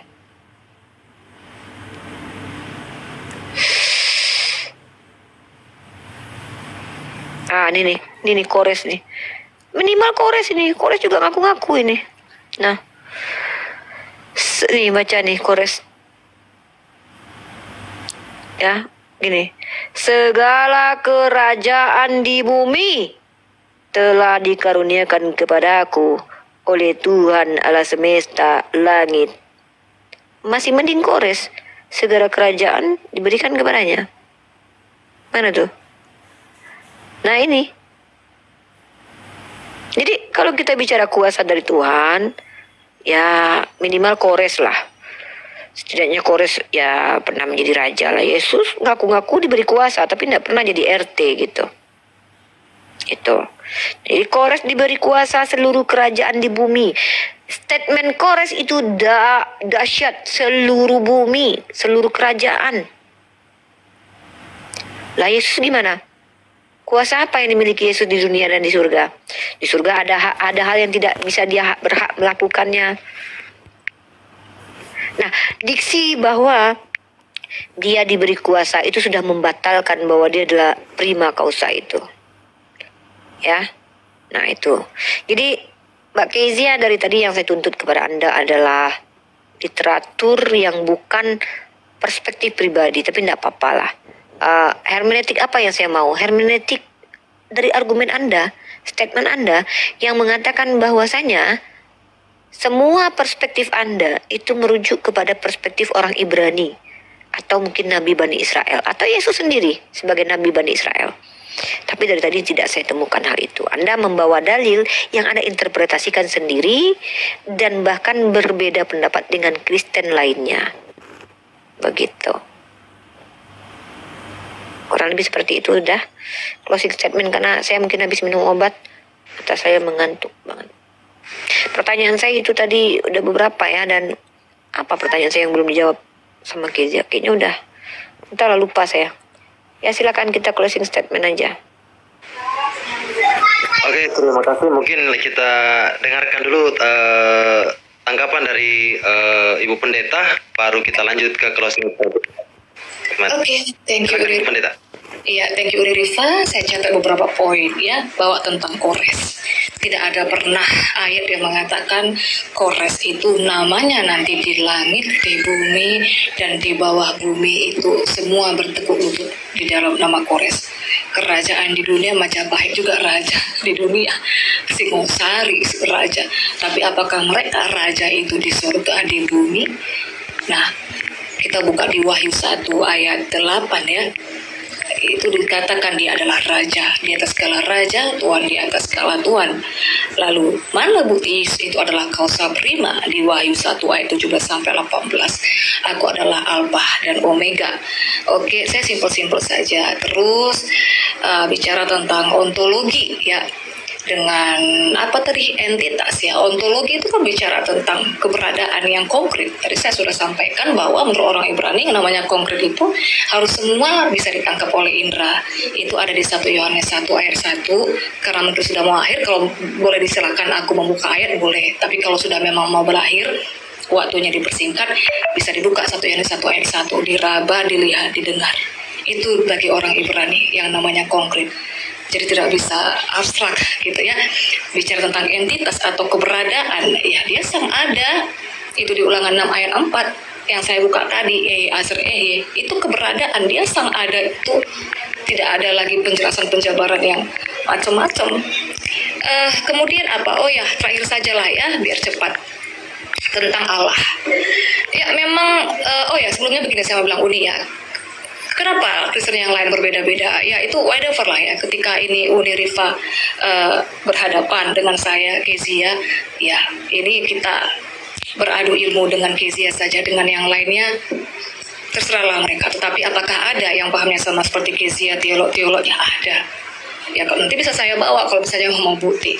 Oke, yang terakhir masalah kata Allah ya. Jadi kami juga ada beberapa kelompok Kristen ini yang tidak lagi menggunakan kata Allah, tetapi Tuhan, karena kami memang berangkat di Tuhan ya, Yehova ya. Itu aja. Oke, kita langsung saja ke closing statement dari Uni Rifa. 5 menit untuk closing statement dan selanjutnya dilanjutkan oleh Ibu Pendeta Kezia. Silakan Uni Rifa. Ya, sebelumnya terima kasih buat Pendeta Kezia. Diskusi berjalan lancar walaupun saya dalam keadaan yang tidak maksimal seperti biasa on fire ya. Saya lagi tidak on fire karena cedera kaki dan saya pun dalam keadaan habis minum obat juga. Mohon maaf, bukan bermaksud merendahkan dengan cara seperti ini, tapi kembali lagi yang penting adalah argumen ya. Kalau kita bicara realitas konkret, saya tahu realitas konkret itu berbicara tentang sesuatu yang konkret. Tapi kalau kita bicara tentang ketuhanan itu kita tidak bicara tentang Tuhan itu harus termaterikan, bukan. Tapi bagaimana memahami Tuhan itu harus realitas konkretnya harus ada. Nah, kita sepakati Tuhan itu definisinya apa? Pencipta yang tidak diciptakan. Maka harus sesuai dengan parameter itu. Nah, ketika kita bicara bahwa Tuhan itu termaterikan, dan itu perspektif orang Ibrani, dari tadi saya tidak dapat datanya gitu loh. Yang ada hanya Anda bawa kitab Ulangan lalu menerjemahkannya sendiri atau mendefinisikannya sendiri atau menjabarkannya sendiri, tidak menggunakan parameter sudut pandang orang-orang Ibrani atau Yahudi. Itu apa yang harus saya tuntut sebenarnya dari tadi. Nah, tidak ada istilahnya dalam sains pun. Kalau Anda bicara tentang sains ya, tidak ada istilahnya sains pun mengatakan bahwa ada itu harus termaterikan. Karena segala sesuatu yang ada bukan berarti harus termaterikan. Segala sesuatu yang ada namanya itu adalah sesuatu yang ada. Lalu apakah termaterikan? Tidak. Contoh, akal ada. Apakah termaterikan? Tidak. Lalu kenapa disebut-sebut? Kenapa dikatakan ada? Nggak bisa kita katakan secara filsafat, secara apapun ilmu, kaidah keilmuan, tidak ada yang menyepakati bahwa segala sesuatu yang ada itu haruslah termaterikan. Karena memang banyak yang kita sebut, yang kita anggap ada. Apalagi kalau kita dalam ranah berteologi, berketuhanan. Nah, dan Anda mengatakan dari tadi berulang-ulang, orang Ibrani mengatakan segala sesuatu yang ada itu harus termaterikan. Loh, orang Ibrani mana? Anda tidak sebut satu nama orang Ibrani. Ya, mohon maaf ini. Bahkan Anda tidak sebutkan nama Paulus, Matius, Markus, siapa gitu kan. Nah, kalau kita bicara kritik teks, nanti kita bahas apa betul itu Yohanes itu penulisnya orang Ibrani. Benarkah Yohanes yang menulisnya? Nah, jadi di sini adalah saya mengajak Anda untuk menjelaskan kepada saya secara kaidah ilmu. Pertama, buktikan bahwa ajaran yang Anda imani sekarang ini berasal dari sumber ring satunya, yaitu Yesus. Saya lakukan itu dari tadi. Tauhid itu sumbernya dari Nabi Muhammad. Dalilnya ada dalam hadis. Kata tauhid itu adalah kata yang dikeluarkan oleh lisan Nabi Muhammad SAW. Itu. Yang kedua adalah dasar dari pengajaran Nabi Muhammad itu eksplisit ajaran Al-Qur'annya mana sebagai sumber yang menjadi patokan dasar kami. Ada dalam Qul Huwallahu Ahad. Nah, maka saya katakan bahwa konsep ketuhanan umat Islam itu bukan Tuhan yang terkonsep, tapi cara berketuhanan. Nah, dalam iman Kristen dari kemarin dari dulu mau oneness, Jesus only. Jesus only itu artinya hanya Yesus. Konsepnya seperti apa? Dari tadi saya tidak mendengarkan bagaimana konsepnya. Anda hanya menyanggah konsep-konsep yang telah hadir sebelum Anda datang berdiskusi dengan saya. Anda membantah Trinitas, Anda membantah konsep-konsep yang telah ada, tapi Anda tidak menjelaskan konsep Yesus only itu seperti apa. Anda mengatakan bahwa kami tidak mengakui Tuhan menjadi manusia, tapi menjadi daging. Ya, konsepnya seperti apa gitu loh. bahwa apakah Yesus satu-satunya Allah Bapa atau Allah Bapa adalah Yesus? Lah, bagaimana dengan ayat-ayat lain yang bertabrakan dengan konsep itu? Bagaimana mungkin produk konsep, produk pikiran tidak bisa dipahami dengan pikiran? Kalau bicara produk Alkitabiah tidak bisa dipahami oleh pikiran, tidak apa-apa, karena itu produk Alkitabiah. Nah, jadi konklusi yang paling jelas dari saya adalah Islam itu jelas dasarnya. Pertama, bukan Tuhan yang terkonsep, karena Tuhan itu adalah entitas yang tak terperangkap oleh ruang dan waktu. Tidak terindrakan. Tuhan itu infinite. Maka kalau ada yang mampu mengkonsepkan Tuhan itu bullshit semuanya. Karena kalau kita bicara tentang persepsi adalah apa yang muncul karena stimulus yang masuk ke kita. Sejak kapan Tuhan bisa menstimulus kita dengan menyentuh kulit kita? Pernah tidak Tuhan menyentuh kita, datang menyembah saya Tuhan? Tidak ada, bullshit. Bahkan orang Ibrani pun tidak percaya Tuhan itu bisa dilihat. Yesus pun berkata seperti itu. 1 Timotius pasal 6 ayat 16. Artinya apa? Maka dalam iman Islam, tauhid itu adalah bagaimana cara menuhankan Tuhan. Itu terkonsep, tapi Tuhan tidak terkonsep.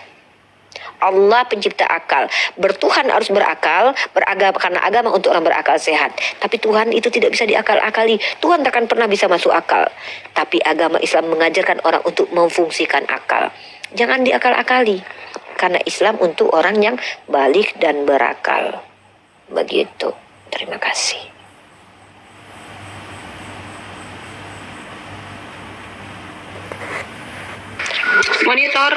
Moderator. Ya, dilanjut ke Ibu Pendeta untuk closing statement. Oke, thank you semuanya Unirifa ya untuk diskusi debat intelektual, debat akademis yang bisa berjalan dengan lancar. Saya memang dari dulu kalau masuk ke dalam forum muslim ya, saya maunya debat akademis ya walaupun misalnya ada yang miss gitu, tetapi is okay karena sesama intern Kristen saja pun ini belum tentu bisa diterima semua. Tuhan itu tidak perlu dikonsep, Tuhan tidak perlu. Yang diperlukan adalah bagaimana keberadaannya, pernyataan dirinya, dan apa pekerjaannya. Itu bagi orang Israel. Makanya orang Israel itu, orang Yahudi itu nggak peduli, maksudnya bicara tentang seperti orang-orang filsuf. Kalau orang filsuf itu ya semakin panjang, semakin lebar, semakin di situ letak seninya. Bagi orang Ibrani, saya memberikan contoh ya, misalnya paham Yunani dengan orang Ibrani. Orang Yunani itu pahamnya begini ya, cara melihat satu barang. Ini bentuknya panjang, ini warnanya hijau, liris-liris, di ujungnya ini agak runcing. Nah, itu cara orang Yunani berpikir. Makanya filsuf Yunani itu suka menganalisa, mengkonsep-konsep. Cara berpikir orang Ibrani itu ini pulpen, fungsinya menulis, sudah. Nah, dia tidak perlu panjang-panjang. Orang Ibrani, orang Yahudi lebih kepada pekerjaannya. Nah, dari pekerjaannya itu mereka bisa melihat dan mengetahui bahwa dia itu ada. Tetapi bukan hanya masalah ada. Kita bicara tentang realita konkret tadi ada di 1 Yohanes 1 ayat 1 ya. Apa yang bisa ditangkap oleh indera, yang bisa dilihat, diraba, didengar. Tuhan itu transenden tapi dia juga imanen. Kita tidak mungkin bisa menghampiri Tuhan, tidak bisa mendatangi. Oleh karena itu Tuhanlah yang sejak perjanjian lama itu yang bertemu menemui manusia, istilahnya berkenosis ya, mengosongkan dirinya. Kalau kita bicara tentang materi, otak-otak termasuk materi itu berbicara segala sesuatu yang menempati ruang, yang punya masa. Saya sering sekali bilang begitu dengan teman-teman Kristen yang lainnya. Bertuhan itu apakah bisa disebut materi? Bisa, karena pada saat di bumi dia itu menempati ruang. Tetapi apakah dia terikat oleh ruang waktu? Tidak, karena ruang waktu jarak. Kalau kita masuk ke dalam dunia kuantum, fisika kuantum, hukum-hukum fisika malah itu tidak ada di sana, tidak berlaku. Tuhan itu berada di dunia kuantum, jadi jarak waktu ruang itu tidak bisa mengikat dia walaupun dia ada di dalam.